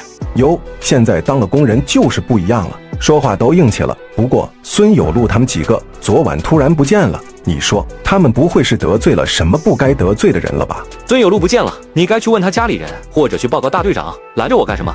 哈哈，我就是问问，毕竟昨天他们刚在你那儿闹过一场。他们又不是3岁孩子，有腿有脚，想去哪儿去哪儿，跟我有什么关系？倒是你，孙大壮，你这么关心孙有路，是不是有什么别的想法？我能有什么想法？我就是问问。孙有路他们要是真出了什么事，该查就查，该找就找。不过要是有人想往我身上泼脏水，别怪我不客气。哎呀，我就是问问你，你这么激动干啥？走了，我妈叫我回家吃饭了。少安啊，你是个有福气的，进了厂子以后就是工人了。三爷爷只是个临时工，临时工也是工人，吃商品粮，按月领工资，比咱们种地的强。好好干，给咱们村争光。放心，我会的。善安，我跟你说句好心窝子的话，村里现在说什么的都有，有人说是你，三爷爷不信，你是我看着长大的，我知道你不是那种人。不过人言可畏啊，你刚有点出息，就有人眼红，想往你身上泼脏水，你得小心，做事要周全，别给人留下画饼。我明白，三爷爷，我做事有分寸，您老就放心吧。我现在正准备盖房子，等盖好了接你过去住几天。盖房子好啊，在哪盖？就在山脚，我那山洞旁边。今天想去找队长帮我想办法找几个工人，再买点建房材料啥的。好，盖房子是大事，得好好弄。有啥需要帮忙的，跟三爷爷说。谢谢三爷爷。又和三爷爷聊了一会，孙少安才前往大队长王铁柱家。王婶，我给王队长带了点东西，肉是我采购的时候专门留的野猪肉，你收着。哎呀，你这孩子来就来呗，还带什么东西？你王叔不在家，去公社开会了。那我放这儿，等王叔回来你跟他说一声，我想麻烦大队帮忙买点盖房的材料，另外再帮我找点工人干活。行，那我就不客气了，等你叔回来我跟他说。对了，少安，孙有路他们那事，你王叔早上走的时候跟我说了，村里的闲话让你别往心里去。孙有路那几个人平时就不干正事，说不定是得罪了什么人，或者自己跑出去干坏事了。谢谢王婶，也谢谢王叔，我明白。明白就好，好好干，别辜负你王叔的一片心。孙少安回到山洞，便开始规划盖房子方案，正画着图，忽然听到外面传来脚步声。孙少安，我知道你在里面，快出来。进来吧。这逆子今天怎么没骂我？孙少安，我们不急，既然来了，咱们就把话说清楚，一次说清，以后谁也别找谁。说清楚？说什么？孙少安，我问你，孙有路他们是不是你害的？我害的，证据呢？要什么证据？昨天他们刚从你这儿回去，今天就失踪了，不是你还能是谁？我告诉你，孙有路他爹已经去公社报案了，你别以为你当个工人就了不起，杀人是要偿命的。哼，谁说孙有路死了？你们看见尸体了？没看见尸体就说我杀人，你们这是污蔑，是诽谤，我可以去告你们。孙少安，你少来这套！昨天他们从你这儿回去，今天就没了影，不是你还能是谁？今天你要是不给个说法，你们怎么样？是像上次那样被我打得满地找牙？孙少安，咱们好歹是一家人，没必要闹得这么僵。哼，孙老栓，我问你，我到底是不是你亲生的？你胡说什么？孙有福说我是你从山沟里捡来的，你藏着的那个包裹是不是跟我的身世有关？孙老栓刚想否认，但看着孙少安那双仿佛能看透一切的眼睛，他知道瞒不住了。他藏了19年的秘密，今天终于要被揭开了。你是我从黑瞎子岭东边的老鹰崖下捡回来的。当时你身上有个长命锁，还有5块大洋，但那又怎样？我养了你19年，供你吃，供你穿，没有我，你早就冻死、饿死在山沟里了。呵呵，养我？让我睡柴房，吃剩饭，干最重的活，挨最毒的打，这就是养我？孙老栓，你养条狗都比对我好。你行了，这些事情早在跟你们断亲那天就结束了，还是说正事吧。你们今天来到底想干什么？孙少安，你现在是工人了，我们养你这么大，你不能忘恩负义，以后你每个月工资得交一半给家里，算是补偿我们这些年的养育之恩。或者你也可以把工作让给你大哥。你得把工作让给我，我是你大哥，这工作本来就该是我的。对，你一个捡来的野种，有什么资格当工人？把工作让出来，我们还能当你是家里人，不然怎么样？不然我们就去举报你，举报你工作来路不正，举报你跟田润叶乱搞。哼，狐狸尾巴终于露出来了。前面说的那么好听，不还是想抢我的工作吗？工作我不会让，钱我1分不会给。孙有路的事跟我没关系。至于举报，你们可以去试试，看看是我先倒霉，还是你们先消失。你什么意思？我的意思很简单，这是最后一次警告，再来惹我，就教你们重新做人。滚！孙老栓看着他那双冰冷的眼睛，终于意识到，眼前这个人早已不是那个任打任骂的孙老二了。是时候了，斩草不除根，春风吹又生。孙少安等到夜幕降临，来到了孙老栓家。爹，咱们就这么算了？不算了，还能怎么办？你没看见他那眼神吗？吓死个人！咱们明天就去公社举报他，告他乱搞男女关系，告他杀人，我就不信治不了他。对，去举报他，还有田润叶一起告。好，那咱们明天一早就去，多叫几个人一起去，众口铄金，看他怎么抵赖，再把孙有路那几个人消失的事情都推到这小畜生身上去。我真的已经给过你们很多次机会了，可惜呀！孙少安深深地看了一眼空屋，想起了那个任劳任怨的倒霉蛋。兄弟，不知这结果你可满意？孙少安按照处理孙有路的方法，彻底解决了孙家人的纠缠，随即沿着山路往下走。只是走到一棵枯死老树跟前，他停下了脚步。这是灵芝，看着大小、色泽、纹理，至少是100年野生灵芝。有了这样的收获，孙少安对这片深山更加期待，随即向着深处走去。大约半个小时后，在一处陡峭的悬崖前，孙少安发现了一片奇特的植物群落。这是铁皮石斛吧？我去，这可是传说中的神仙草，滋阴补虚的顶级药材。看这年份，至少10几年以上。今天是什么日子？先是100年灵芝，现在又是野生铁皮石斛。孙少安从空间里取出绳索，找了棵结实的大树牢牢固定，随后顺着崖壁向下滑去，1米、2米、5米、10米，终于他滑到了石斛生长的位置。成功了！孙少安开始小心翼翼采摘铁皮石斛，全部收进空间后，这才顺着绳索爬了上来。这次的收获简直远超预期，该回去了。明天去找高建设，让他帮忙搞点水泥。回到山洞，孙少安倒头就睡，忙活一晚上，哪怕是被灵泉改造过的身体也有些吃不消。第二天一早，孙少安就来到轧钢厂找高建设。高科长，这次有1袋玉米、1袋小麦、1筐新鲜蔬果，还有4张狼皮。粮食、蔬菜老价钱，水果嘛，给你高价，肯定不会让你吃亏的。行，对了，你让我弄的东西弄到了？是熊吗？1整只，个头不小，净肉估摸着有600-700斤。我去，我就知道你小子有本事。你这小身板怎么弄的？没受伤吧？是我运气好，上山路上正好碰到熊跟狼群打架，2败俱伤，我捡了个便宜。运气也是本事。这样吧，1整只我给你4000，怎么样？高科长爽快，那我也不墨迹。不过肉跟骨头这些，我自己留着有用。成，就按你说的办。对了，高科长，我还有件事想麻烦您。什么事？你说。我准备盖房子，就差砖瓦和水泥，村里弄不到这些，您看厂里有没有路子？砖瓦、水泥都是计划物资，不好弄。不过厂里最近有个旧仓库要拆，能出一批旧砖和瓦片。水泥吗？我倒是能想办法给你匀点，但量不多。旧砖也行，能砌墙就成。砖大概能有1-2万块，瓦片你需要多少就拉走多少，盖房子肯定够。至于水泥，先给你弄30袋，够不够？够了，谢谢高科长。谢啥？互相帮忙嘛。对了，你要盖房子，运输材料得用车吧？厂里有辆旧3轮车，前阵子坏了，修还能用。你要不要？要的。多少钱？我买。买啥买？那车放仓库也是吃灰，你拿去用，就当厂里给你配的工具。不过得自己修，厂里修理工最近忙，没空弄这个。行，我自己修。两人商量完后，开始过秤、记账、算钱。孙兄弟，钱收好，这自行车票你也拿着。3轮车是旧的，将来你要是想换新的，用得着。高建设这人虽然精明，但做事敞亮，不亏待人。高大哥，熊掌那些我明天晚上送来，合适吗？合适，到时候我在这等你。砖瓦、水泥和3轮车，我也明天给你准备好。当孙少安回到山洞时，发现大队长王铁柱正在安排人卸建筑材料。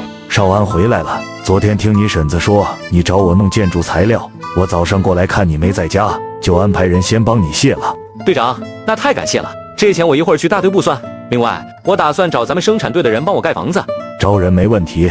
对了，你想好盖什么样式的了吗？想好了，我画了一份图纸。哟，画得真不错啊！工人2天就能到位，但是这工钱你打算给多少？1天给1块2，再管1顿饭。什么？1天给1块2？你小子脑子没发烧吧？给这么多还管1顿饭？那个我也不知道具体工价，您觉得多少合适？给个8毛肯定够了，而且还不用管饭。都是一个生产队的，也不能给太少了，就按1块钱1天来算工价吧。中午饭也管上，但我有个要求，必须得能吃苦的才行。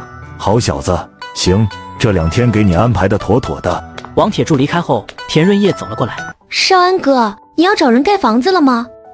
就盖外面这片空地上。请人干活得管饭的，开工的时候我过来帮忙做饭吧，小川也可以过来帮你干。用不着这么麻烦，你等着住我们的新房就行，我可舍不得让你干这种粗活。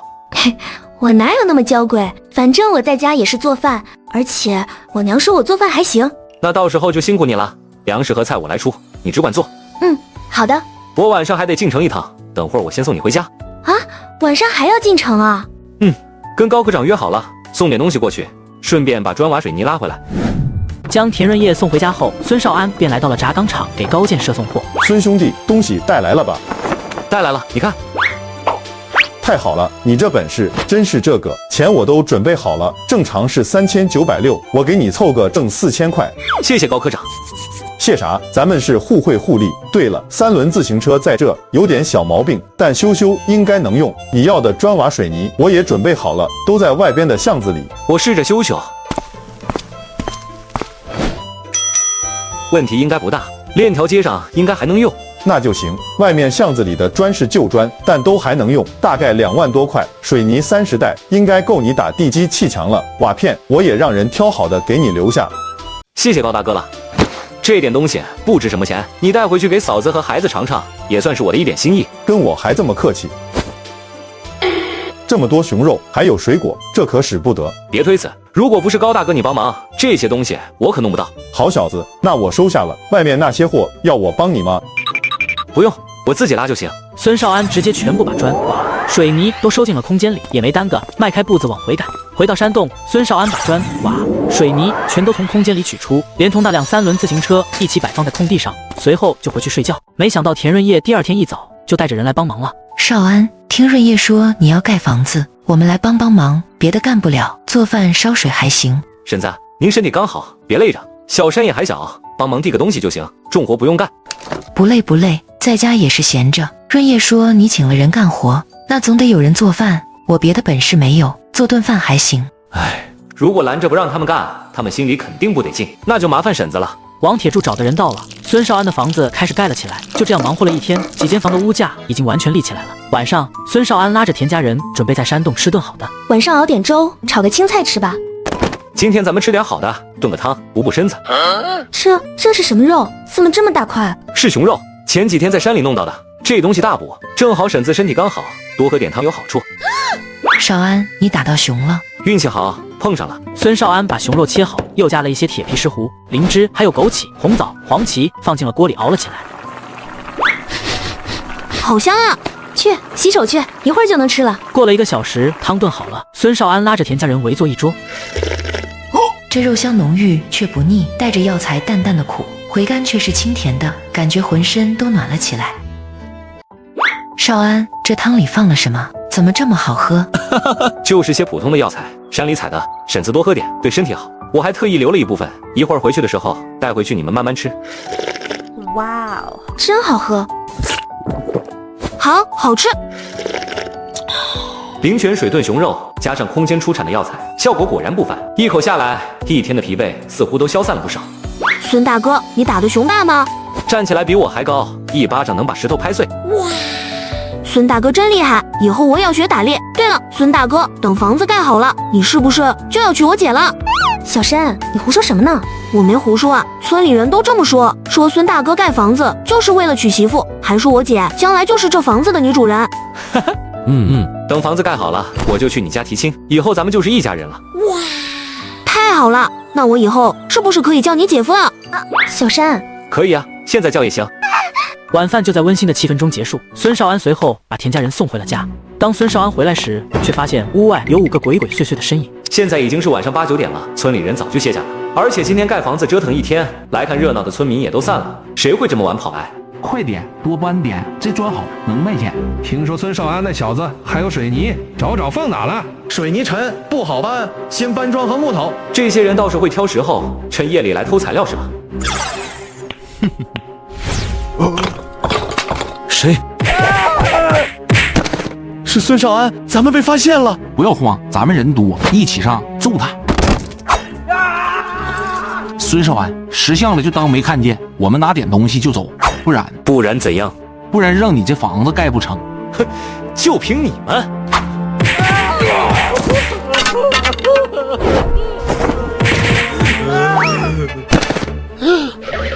哼，想跑没那么容易。都老实交代，谁让你们来的？没人，我们自己想弄点钱。不说实话，真是我们自己看你材料多，就想偷点去卖。我见过你们俩跟着孙有路混过的是吧？现在孙有路不见了，你们倒学会自己找饭吃了。少安哥，我们错了，我们就是一时糊涂，你饶了我们吧。饶了你们？这些东西是我一点一点备下的，你们倒好，伸手就来拿。我们赔，明天我们就去挣工分，挣了钱赔你。你们拿什么赔？这些砖瓦木料都是我交了钱，队里批了条子的，算是我的私人财产。偷盗是什么罪名？你们不知道吗？少安哥，你行好，我们真不敢了。这次你放过我们，放过你们？行啊，那就让大队长来决定吧。孙少安从怀里掏出一个哨子，用力吹响，尖锐的哨声划破寂静的夜空。很快，远处村里传来狗吠声。你叫人了，不然留你们在这过夜吗？没多久，王铁柱带着民兵就赶了过来，周围的村民也逐渐赶到，看到地上躺着的5个人都懵了。少安，这是咋回事？随后，孙少安把事情经过说了一遍，结果把王铁柱气得浑身直抖。赵狗剩、刘二皮，还有你们俩，孙家沟生产大队的脸都让你们丢尽了。王队长，我们错了，我们真错了。大家都看到了，这几个人夜半3更来偷东西，被孙少安当场抓住。咱们孙家沟生产大队容不下这种蛀虫，去找绳子把他们捆结实了。明天一早，我亲自押送公社。少安，你没事吧？受伤没？没事，就几个毛贼，还伤不了我。那就好。今晚你受惊了，你仔细查看一下损坏了多少，让他们赔。王铁柱又安抚了孙少安几句，便让众人都散了，随后押着几个混混离开。孙少安清点完损失后，看洞外月色，估摸着也就晚上10点多，随即借着月光，沿着熟悉的山路往黑瞎子岭深处走去。孙少安今晚的目标很明确，找些肉食给盖房子的工人加餐。走了大约1个多小时，来到一处长满灌木和草丛的山坡。有野鸡，而且听声音不止一只。孙少安悄悄向声音传来的方向摸去，拨开一丛灌木，眼前出现10来只飞龙正在草丛里刨食。竟然是飞龙！飞龙是当地人的叫法，其实本名叫花尾真鸡，味道好，营养价值也高。1、2、3、5、10、11，我去，正好11只，8只母的，3只公的，运气也太好了吧！孙少安闭上眼睛，意念向外延伸，锁定飞龙，收。这效率比用枪打、用网抓快太多了，而且没有任何动静。收拾好后，孙少安继续沿着熟悉的小径往黑瞎子岭深处走去。走了大约半个小时，来到了一片开阔的河谷地带。忽然听到一阵异样的声音从上游传来，这声音我太熟悉了，绝对是野猪，还是一大群，真是想啥来啥。野猪身体一僵后轰然倒地，受惊的野猪发出惊恐的嚎叫，向孙少安侧前方跑去。这跑的位置好啊，开阔又好瞄准。一头猪仔后腿被击中倒下，母猪护崽心切，竟然掉头直直朝着孙少安的藏身处撞来。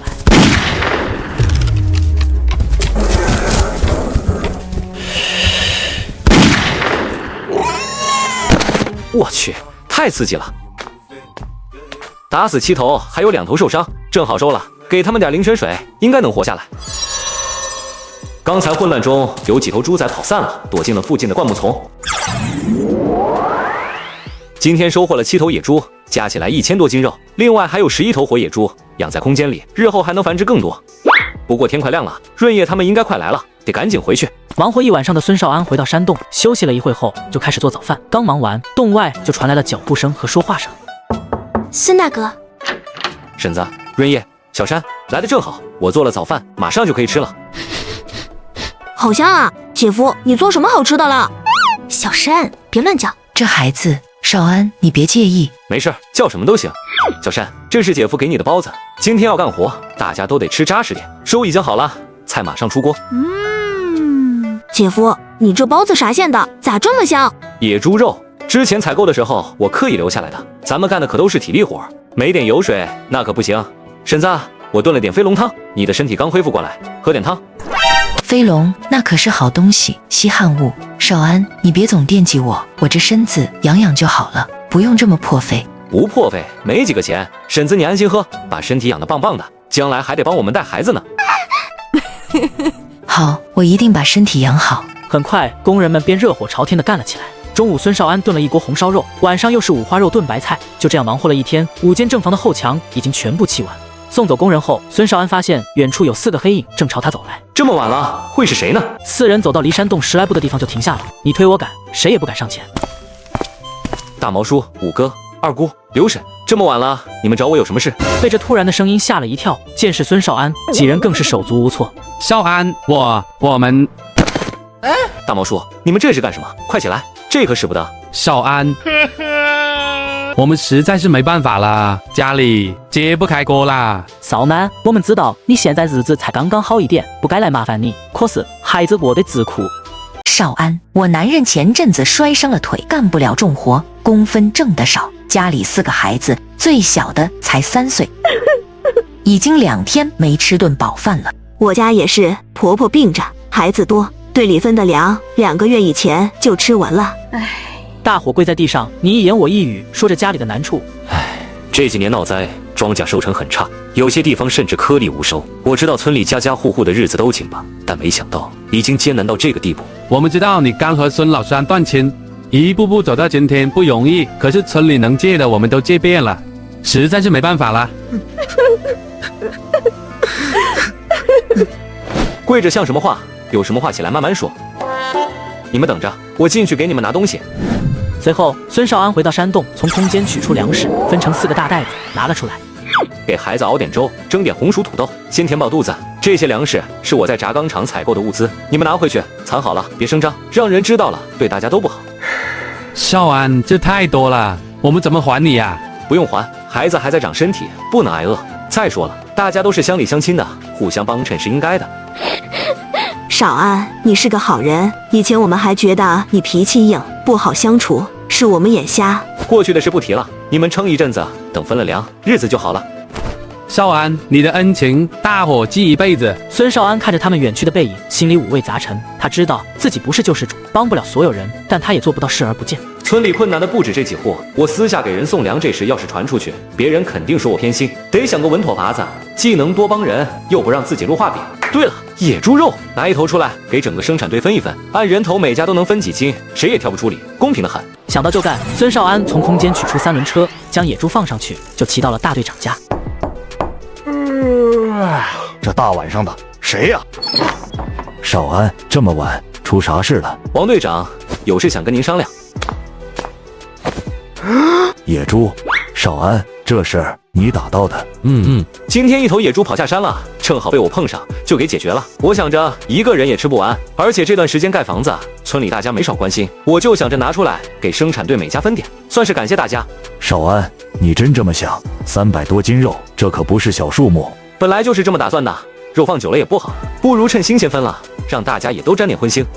你小子好样的，我没看错你。这事儿我来办，明天你到大部队来，我一定把这事办得漂漂亮亮。那就麻烦王叔了，车和肉都放这儿，我明天再来推车。哪用你跑一趟？明天我让人给你送回去。很晚了，你快回去歇着，明天盖房子还得忙呢，剩下的事情就交给我来办，你就别操心了。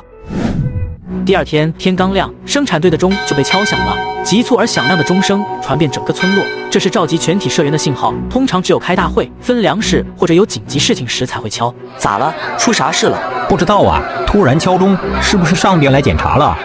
安静，都安静！今天叫大家来是有件好事，天大的好事。这年头能有什么好事？咱们生产大队的孙少安同志昨天晚上给生产队送来了一头野猪，我们几个可是忙活了一晚上才把这头大野猪给杀干净，就是为了今天给大家分肉。野猪？真的假的？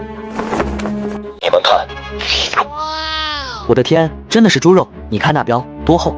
孙少安同志说了，这头野猪是他进山打到的，他想着一个人吃不完，就主动拿出来分给咱们生产队每一户人家，按人口分，人人有份。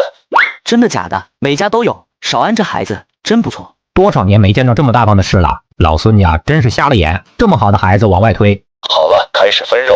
每户按人口计算，大人1斤，孩子半斤。虽然不多，但家家都能分到一块实实在在的肉。分肉持续了1个多小时才结束。孙大哥，你真厉害！一点肉而已，不是肉的问题，是你心胸宽阔，是个干大事的人。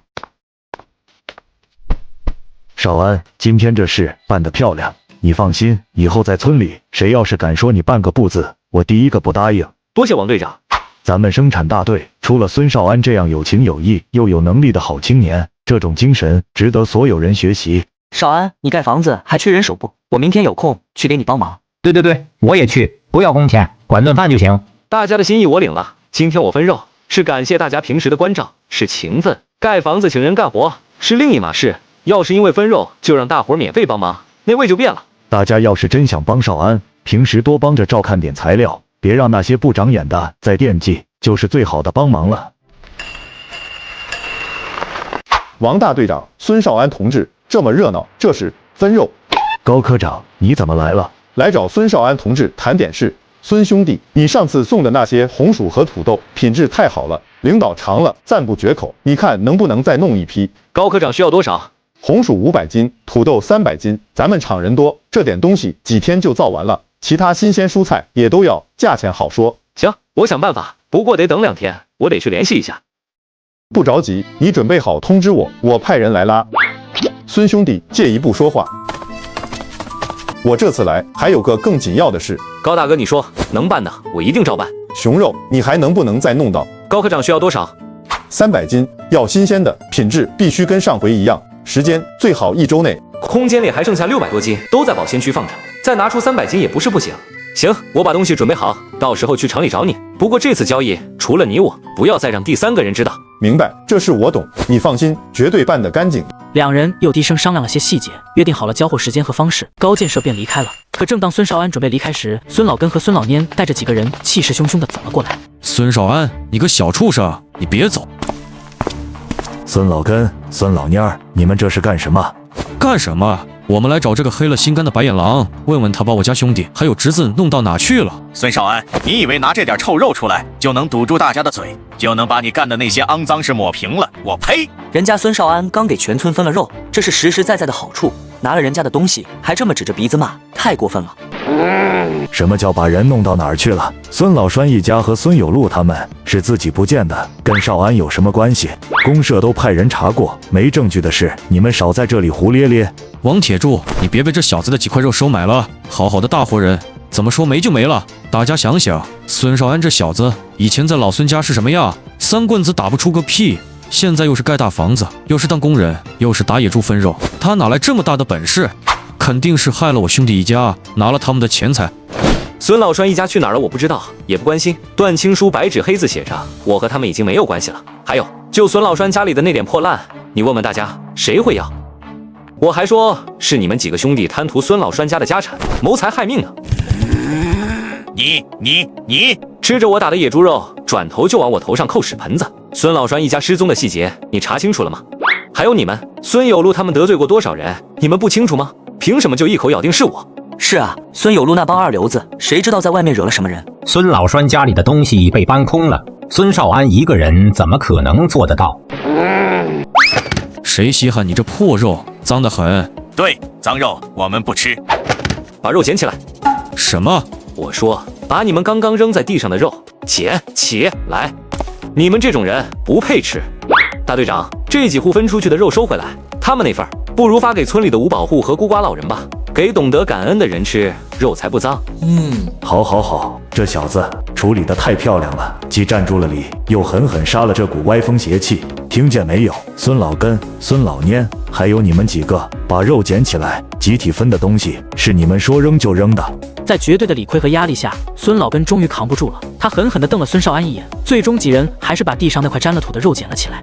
滚吧！刚才的事让大家见笑了，肉大家拿回去，该吃吃，该喝喝。我孙少安不惹事，不怕事，以后该帮衬的我还会帮衬。可谁要是想往我身上泼脏水，也得先掂量掂量自己有没有那个本事。孙少安将田润叶送回了家后，自己则回到山洞思考对付孙老根兄弟的办法。孙老栓一家外出寻亲的借口用过了，孙有路等人得罪人跑路的说法也传开了，再来一次，傻子都会怀疑。有了！孙少安突然想起空间里那几头被灵泉水滋养长大、身体格外健壮的狼。等到深夜，孙少安将狼放了出去，不过半小时就完成任务，将狼收进空间，这才开始睡觉。只是没一会儿，就传来了急促的敲门声。少安，少安，睡了吗？快开门！队长，孙墨大哥，这么晚了，出什么事儿了？少安，你一直在洞里睡觉？是啊，累了一天，吃完饭就躺下了，刚睡着就被你们吵醒了。怎么了？老孙家出大事了。老孙家？孙老栓家吗？不是孙老栓家，是孙老根还有孙老蔫他们几个，他们刚刚被狼群袭击了。狼群？村子里怎么会有狼？从山里下来的。孙老根家离山脚近，院子又偏，死了4个，孙老根、孙老蔫还有孙老魏。大队长，你来告诉我是什么意思？我跟老孙家早已恩断义绝，为什么他们家的人但凡出事，你们第一个想到的就是我？好像我孙少安生来就该为他们老孙家所有人的不幸负责一样。王铁柱嘴唇动了动，想说什么，却一时语塞。王队长，还有各位乡亲，我不是冷血无情，可你们想想，当初我在老孙家过的是什么日子？睡柴房，吃剩饭，干最重的活，挨最毒的打。要不是自己命硬，早就不知道死在哪个山沟里了。如今我跟他们断了亲，跟厂里借了钱盖了房子，就想过点安生日子。可老孙家的人呢，简直阴魂不散。孙少安的话像重锤一样敲在每个人心上，王铁柱心里那点疑惑，此刻彻底烟消云散，脸上露出惭愧的神色。少安，你别多想，我没别的意思，就是出了这么大的事，要挨家挨户通知到，了解一下情况，你别往心里去。少安，我们都知道你受委屈了，老孙家那些人有这个下场也是活该。王队长，我明白您的职责，但老孙家的事与我无关，我只想安安生生把房子盖好，过自己的日子，其他的我不想管，也管不了。好吧，你注意安全，晚上锁好门。孙少安没有直接去轧钢厂，而是在厂区1里外的废弃小巷停下，随后警惕地观察四周，确认无人后，迅速把空间里的红薯土豆取出，放在3轮车上，然后才骑着3轮车来到轧钢厂。高科长，你要的东西我给你送来了。孙兄弟，这么早？早点清静。箩筐里是你要的300斤肉。太好了，我就知道你不会让我失望。果然还是孙兄弟，你有本事。你先等会儿，等我把这批货入库结了账，你再走。行，那我等等。过了半个多小时，高建设拿着一个布包走了回来。孙兄弟，熊肉300斤，按10块1斤，3000块，粮食蔬菜的钱和答应你的票也都在里面。谢谢高大哥，跟我还客气啥？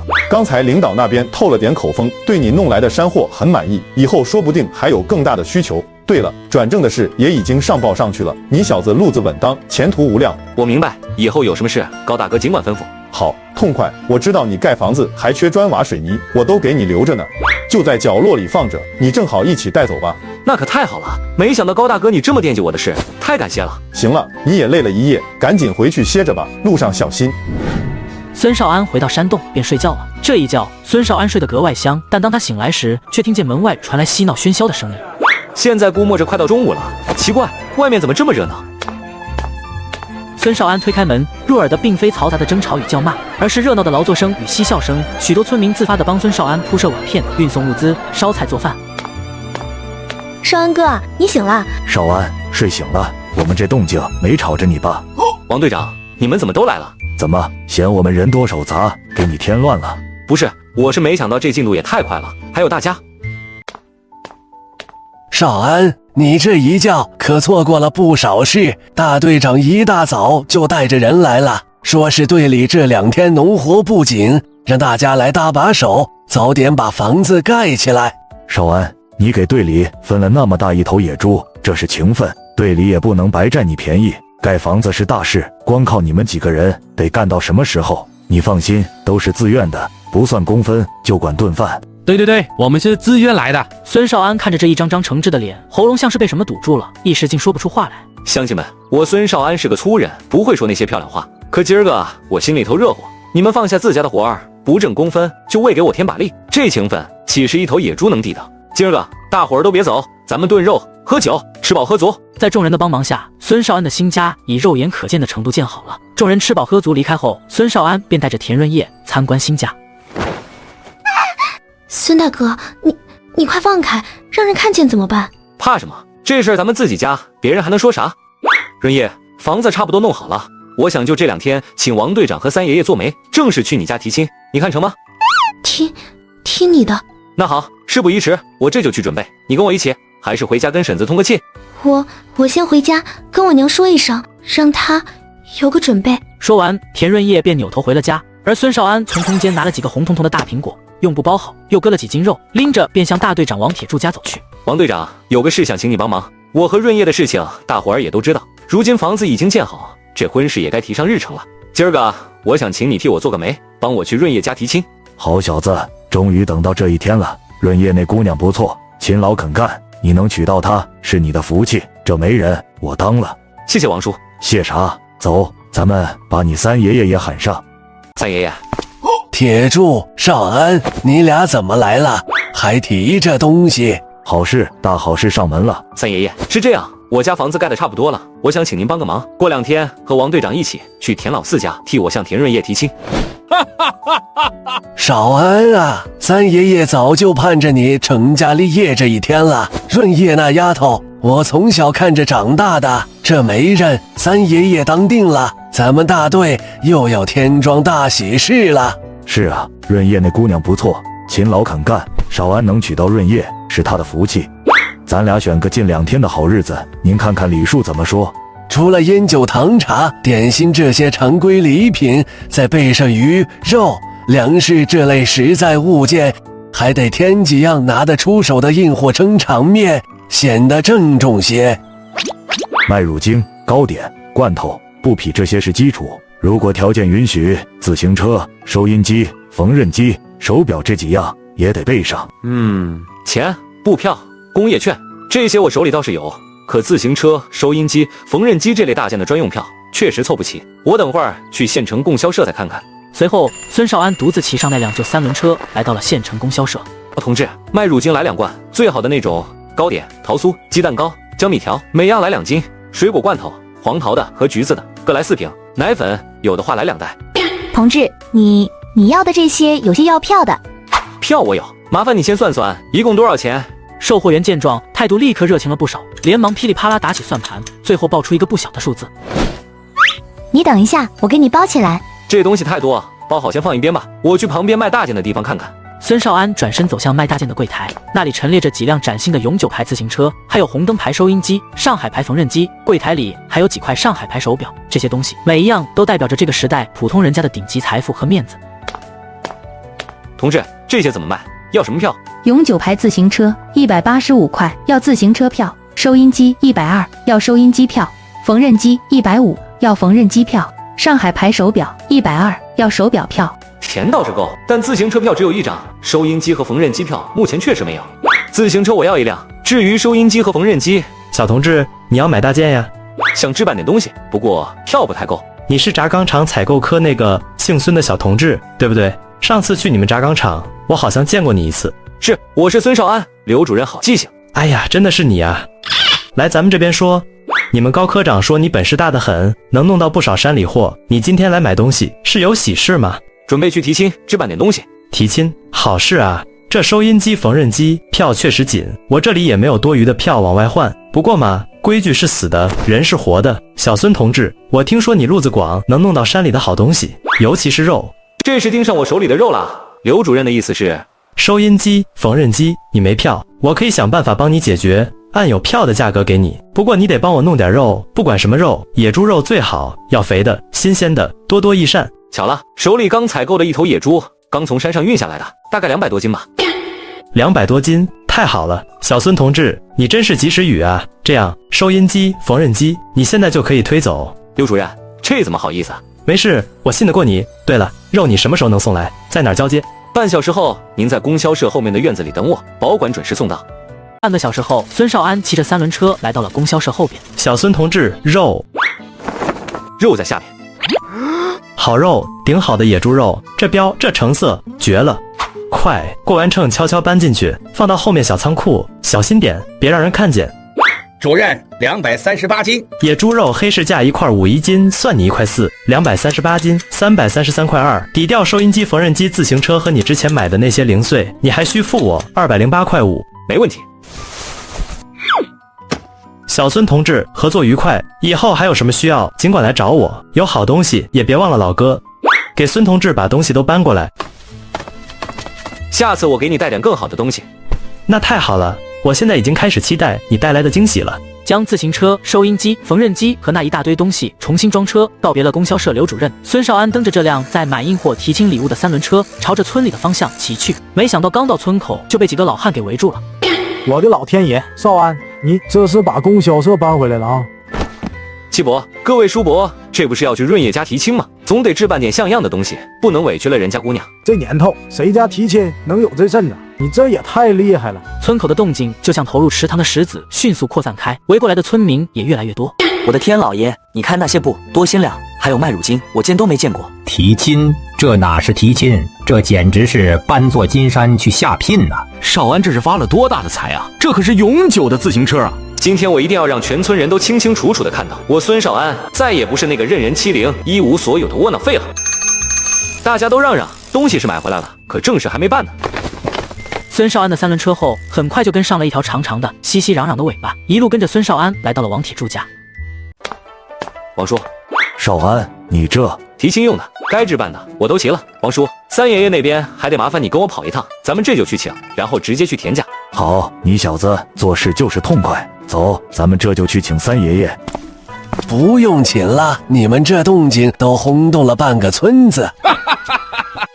三爷爷，少安这小子可了不得，他进城一趟，直接把3转1响置办齐了。我活了这把岁数，还没给这么长脸的亲事当过媒人。少安，你小子给咱们生产大队，不是给你自己挣足了面子。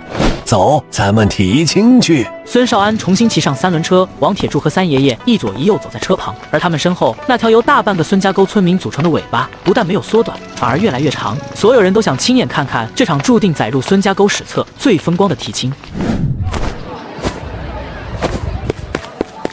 娘，外面好多人在说话，是不是少安哥来了？快，润叶回屋换身干净衣裳，小山出来把院子里再扫扫。到了，就是这家，田老四家的，快开门啊！天大的喜事儿上门了。婶子，我孙少安今日请王队长和三爷爷为媒，正式向田润叶提亲，这些是我的心意，请你将润叶许配给我。答应他！田家婶子，这么好的女婿，打着灯笼都找不着，润叶有福气了。好孩子，快进来，外头人多，进屋说话。王叔，三爷爷，咱们进去吧。3人来到了田家的堂屋，准备进行提亲最核心的环节——私下商议，下聘定礼。大队长您坐，小山扶三爷爷坐下。润叶去倒水，坐。少安你也坐。田家弟妹，今天我和三叔受少安之托登门提亲，为的是你家润叶和少安这桩姻缘。少安这孩子，咱们都是看着长大的，人品本事没得说，2个孩子情投意合，我们这些做长辈的看着也欢喜。今天就正式问问你的意思，这门亲事你应不应？少安是个好孩子，把润叶交给他，我100个放心，1000个愿意。好，两厢情愿，这是天作之合。既然应了，那咱们接下来就说说这聘礼和章程。婶子，这些是我的一点心意，请你收下。弟妹，打开看看吧，这也是规矩。500块钱，在这个年代，500块钱是一笔难以想象的巨款，他近乎一个普通工人将近2年的全部工资。好家伙，我当大队长这些年经手过的亲事不少，最高的一份彩礼也不过是50块钱，没想到这小子一下给500，活了大半辈子，经历新旧社会，也算是见过些世面。可这样的大手笔，在这地界绝对是破天荒头一遭。婶子，这钱您收好。我知道这些年您一个人拉扯润叶和小山不容易，吃了很多苦。这钱一部分是彩礼，更多的是我替润叶和小山孝敬您的。少安，这太多了，真的太多了。你能对润叶好，对咱们家好，比什么都强。给您的，您就收下，这是规矩。我和润叶以后的日子，您不用操心，我有办法。这钱您安心拿着，想怎么安排都行。田家弟妹，少安有这份心，是孩子实诚，也是你的福气，更是润叶的福气。这钱既然是少安孝敬你的，你就收下吧。好，我收下。少安，谢谢你，真的谢谢你。既然聘礼已定，两厢情愿，那咱们就择个吉日把婚事办了。三叔，你看最近有什么好日子？就下个月18，怎么样？还有1个多月，准备时间也充裕。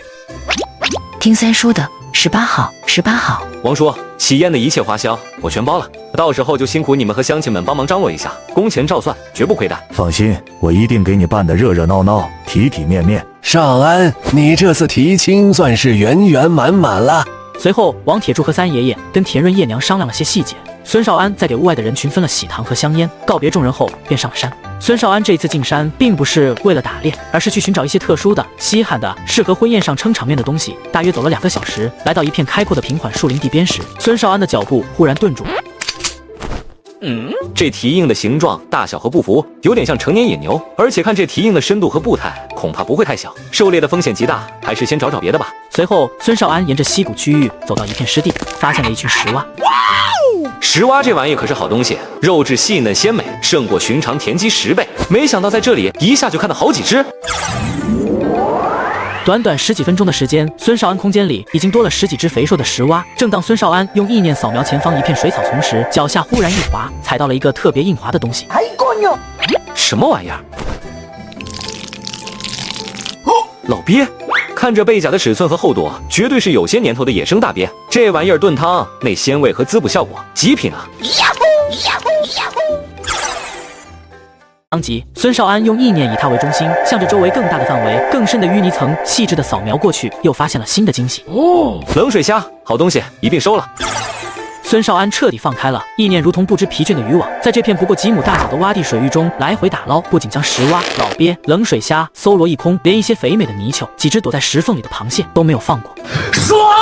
随后，孙少安离开那片收获颇丰的洼地，朝着那串巨大蹄印离开的方向走去。又走了大概1个多小时，他终于发现了野牛的踪迹。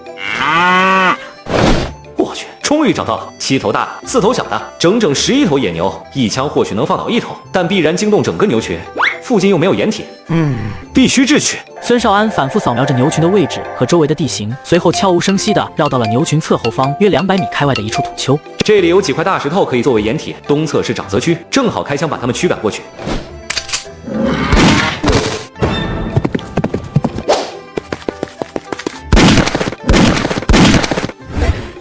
你过来呀！短短几分钟内，3头成年野牛被击杀，其他的牛被困沼泽，暂时失去危险。还真是踏破铁鞋无觅处，得来全不费工夫。看你肚子这么大，一定是肚子里有牛犊子了，正好把你收进空间养着。孙少安抓了一只活的母牛，此刻心情大好，随即将剩下的全部干掉。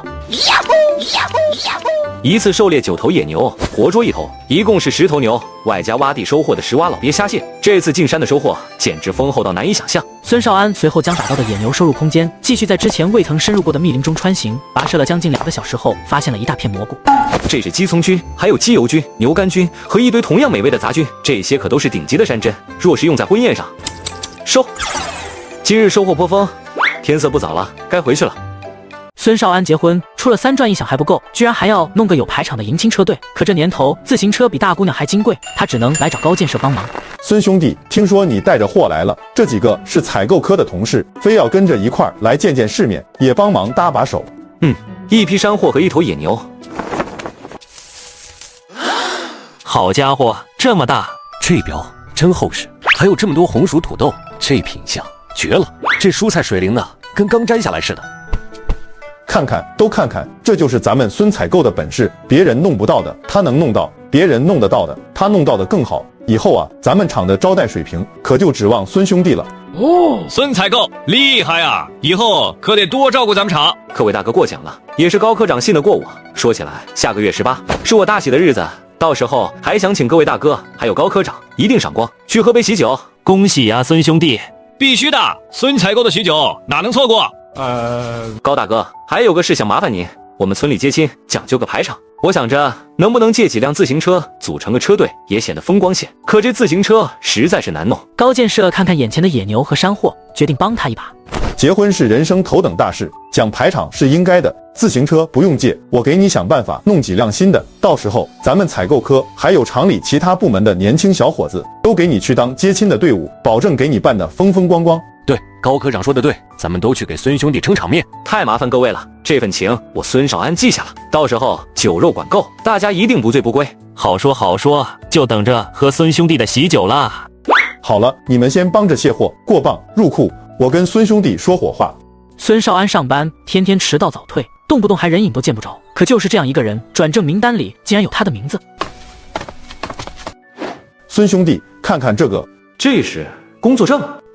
我居然转正了，从临时帮忙的采购员成为了国营大厂的正式职工。高大哥，这不太好吧？孙兄弟，你给厂里解决了大问题，这都是你应得的。以后咱们就是真正的同事了，工作上互相扶持，私下里更是兄弟。多谢高大哥，这份情我记心里了。见外了不是，接亲车队的事你尽管放心。好，有高大哥这句话，我就彻底放心了。高大哥，这次进山运气好，除了野牛，还得了点稀罕的山货，一点心意，给你和嫂子尝尝鲜，补补身子。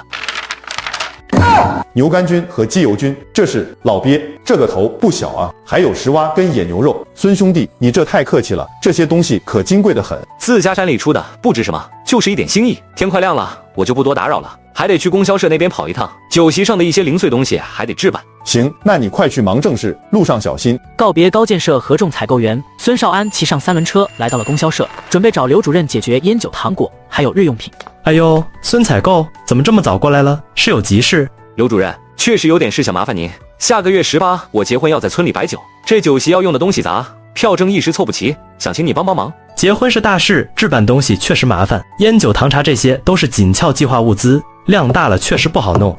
我知道这事让主任为难，不过我这次进山运气确实不错，除了之前给厂里的，我自己手里还留了大约有800-900斤的野牛肉。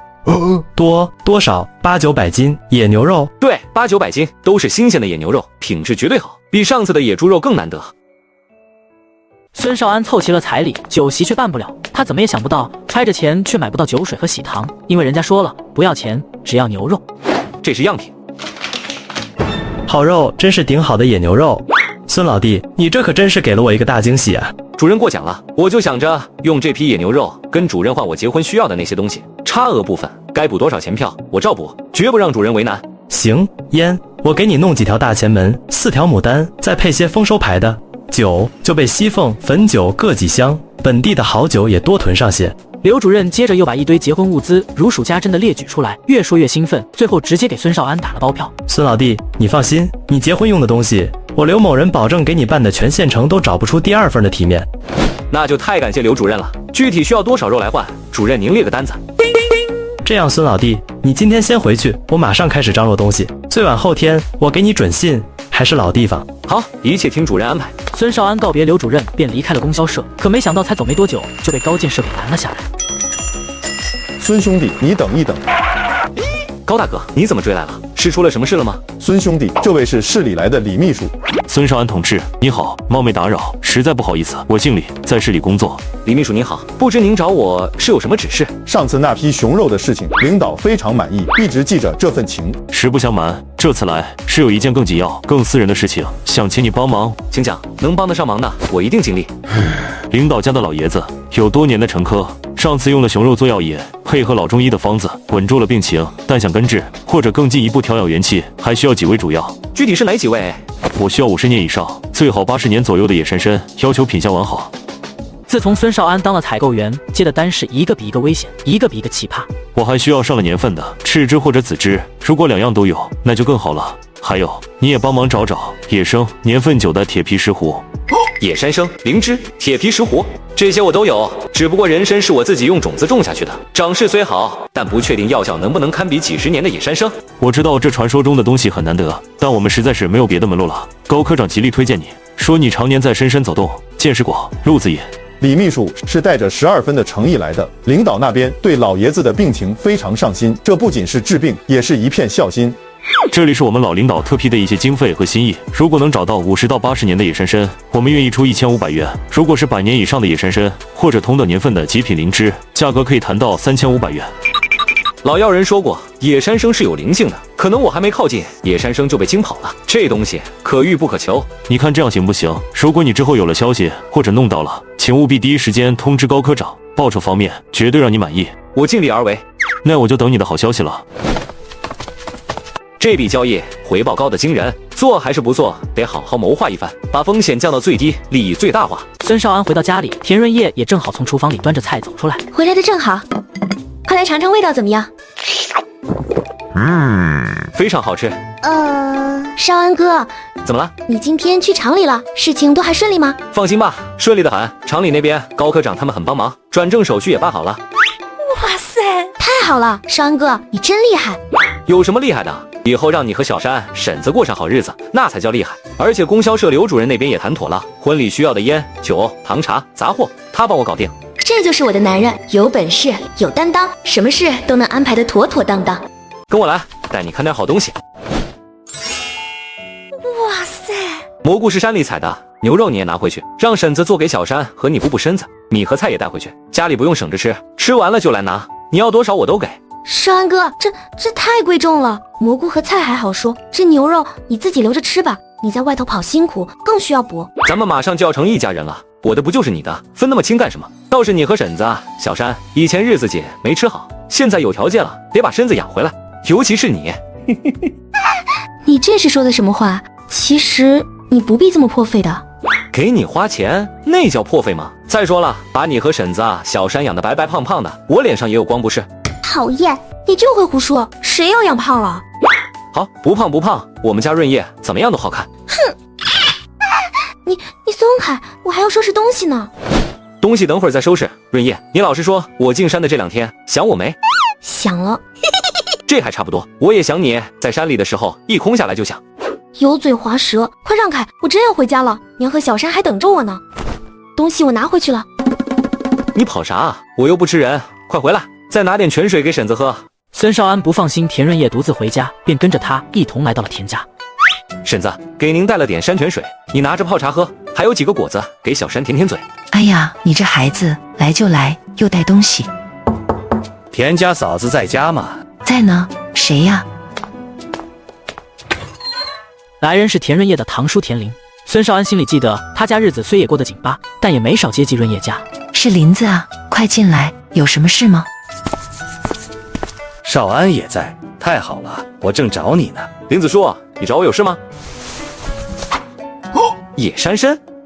客户前脚刚开口要50年野山参，后脚就有人送货上门，可这并非巧合，而是心酸妥协。今天进山本想挖点野菜，谁知运气好，挖到了这野山参。我听说你路子广，认识县城厂里和供销社的人，你能不能帮叔问问这玩意儿能卖多少钱，或者直接帮我卖了，家里实在揭不开锅了。断面细腻，气味浓郁纯正，确实是上好的野生货色，大概在40-50年左右。林子叔，你想卖多少钱？300， 200也行，或者150，实在不行换点粮食也成。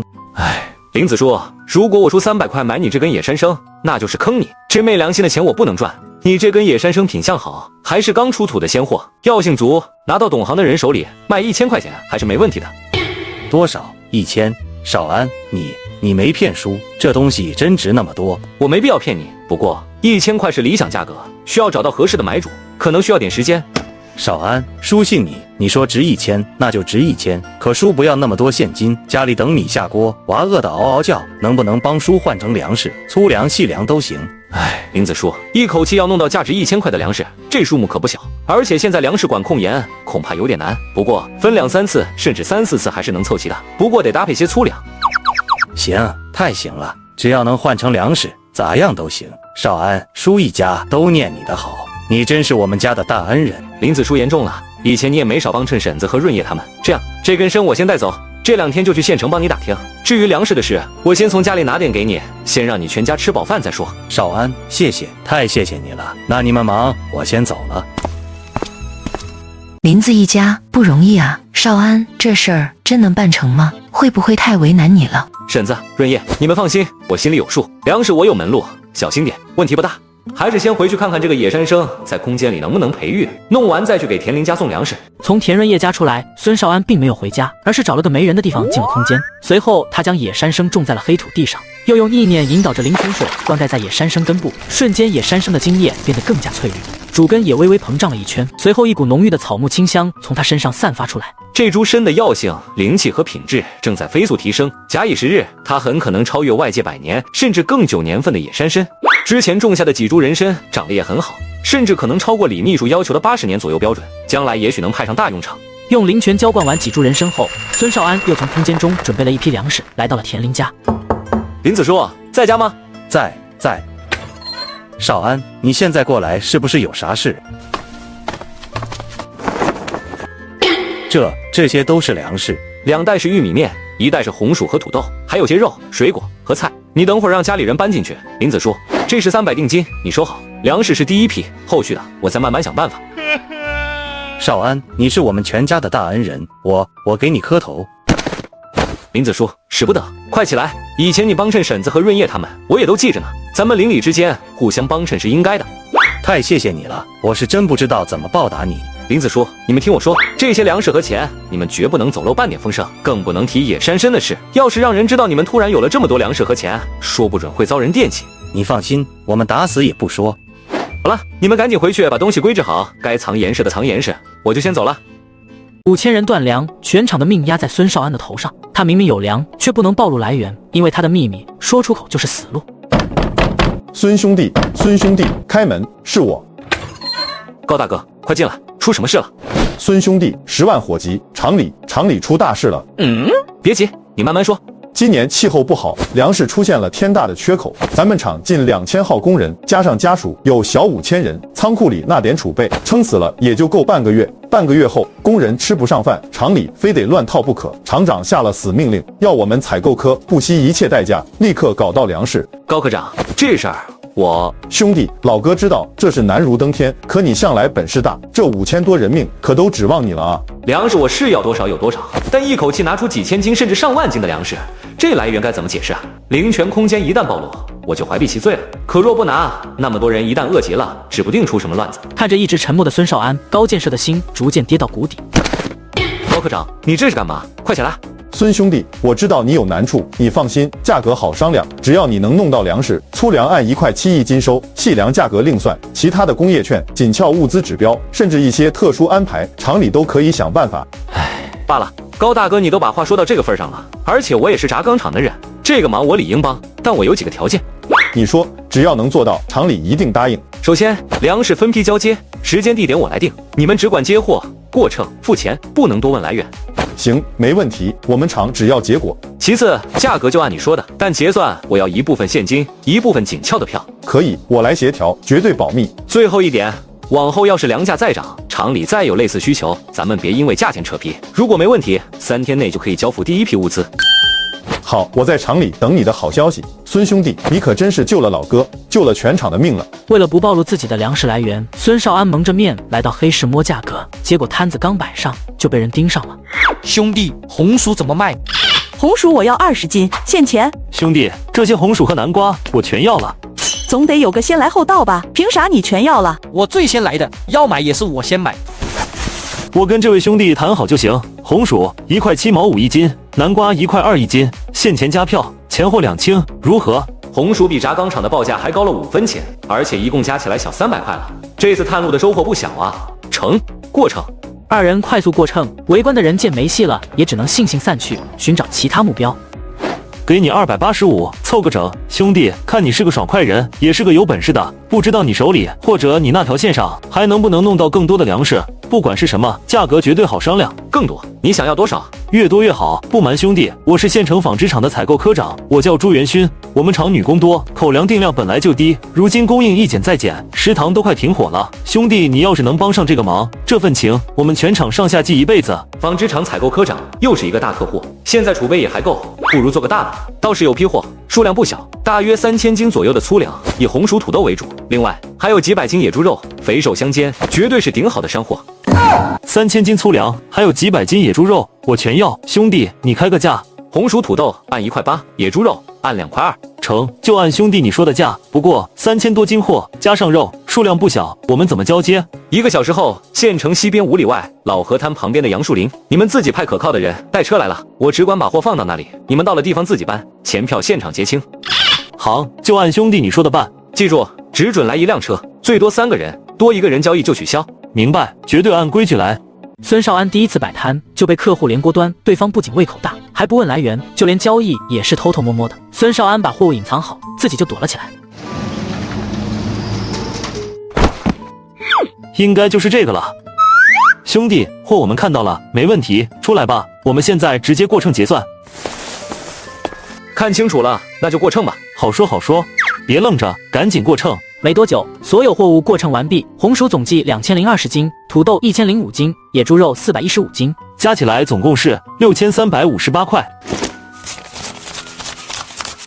6360块，多2块，凑个吉利数。各种票证也都备了些。信得过朱科长。兄弟，这次真是多亏你了。以后你手里还有货，无论多少，无论什么种类，一定先想着老哥我，想着我们纺织厂，价格绝对让你满意，渠道也绝对安全。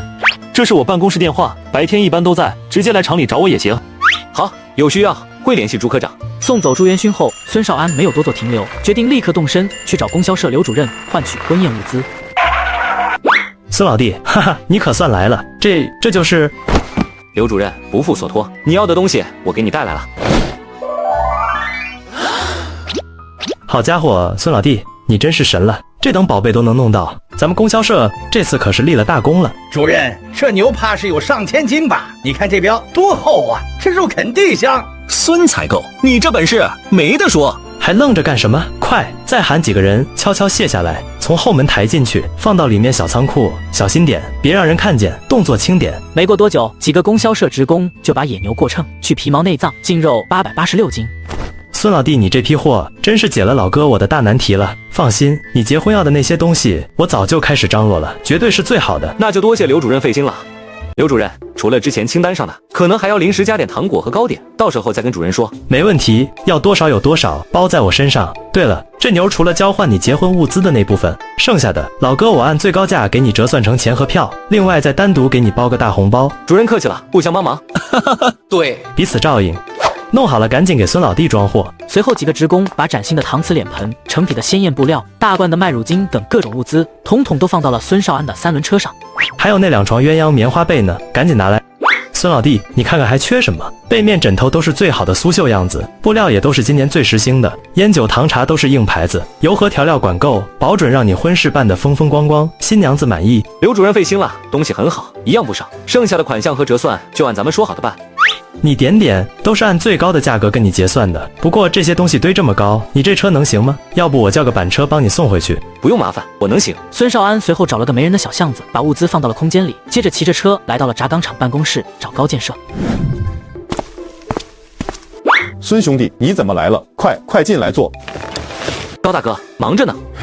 还不是为那要命的粮食。孙兄弟，你那边有信了吗？我就是为这事来的。高大哥，你这边能调动厂里的卡车吗？我只要车，我能自己开。卡车有，厂里运输队有车。不过孙兄弟，你的意思是粮食有眉目了，数量不算小，但地方有点偏，规矩不能破。我一个人去了，厂里的人不要跟着，车给我，加满油，1个小时后我开回来，你们只管安排人卸货就行。真的？孙兄弟，你说大概有多少？大米大概2000斤，玉米面3000斤，红薯、土豆、南瓜这些杂粮5000斤左右，总共1万斤上下吧。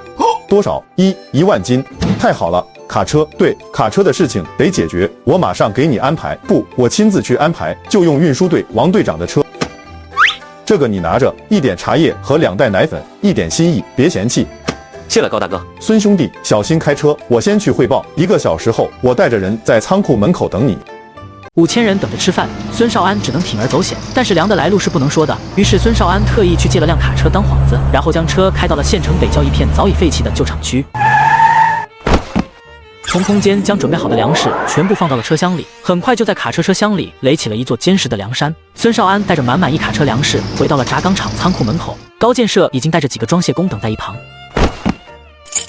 高大哥，货在后面，让人卸吧。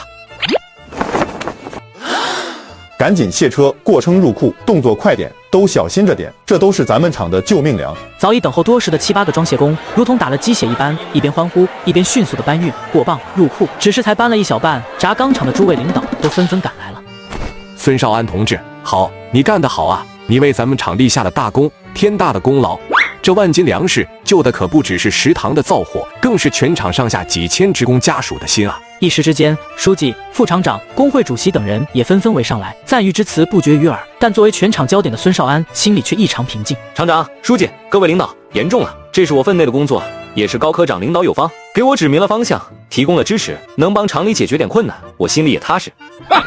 主要是孙兄弟有能力、有门路，我就是敲敲边鼓。都好，你们采购科这次都是好样的。对了，你跟各位领导都说说，是怎么克服困难搞到这批救命粮的，我们也好商量一下怎么表彰咱们的功臣。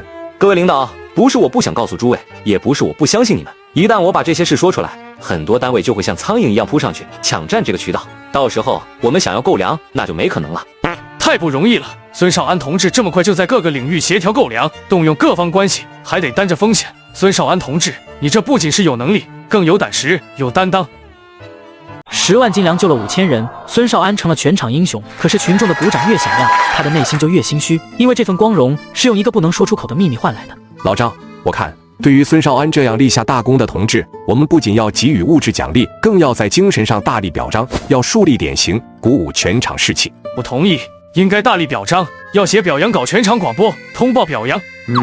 孙少安同志，为了表彰你在此次紧急粮食采购任务中的突出贡献，特奖励你个人150元奖金，还有等会全场广播通报表扬。厂长、书记，这奖励太重了，我只是做了应该做的事。应该的，你当得起，这不仅是奖励，更是厂里的态度。以后还要继续发扬这种精神，为厂里解决更多困难。是，我一定再接再厉，不辜负领导和同志们的信任。高科长，奖金你一会带孙少安同志去财务科里。是，厂长。几位厂领导陆续离开，高建设也把孙少安单独拉到一旁。孙兄弟，这下你可真是出名了，以后在厂里走到哪都吃得开。今晚去老哥家吃饭，你嫂子念叨了好多次了，说什么也要请你到家吃顿便饭。高大哥，嫂子的心意我领了，也替我谢谢嫂子。不过今天实在不行，厂里这边的事刚了结，村里还有不少事等着我回去处理。我出来也2天了，该回去了。我懂了，是急着回去见未过门的小媳妇吧？是老哥我考虑不周了，那你路上小心点，替我向弟妹问好啊。一定带到。高大哥，你也快回去忙吧，厂里后续事情还很多。孙少安随后骑着3轮车慢慢往家赶去。现在他有了整个厂的好名声作为保护，想到田润叶和他的林田空间，孙少安此刻心中确信他的未来必定幸福美满，红红火火。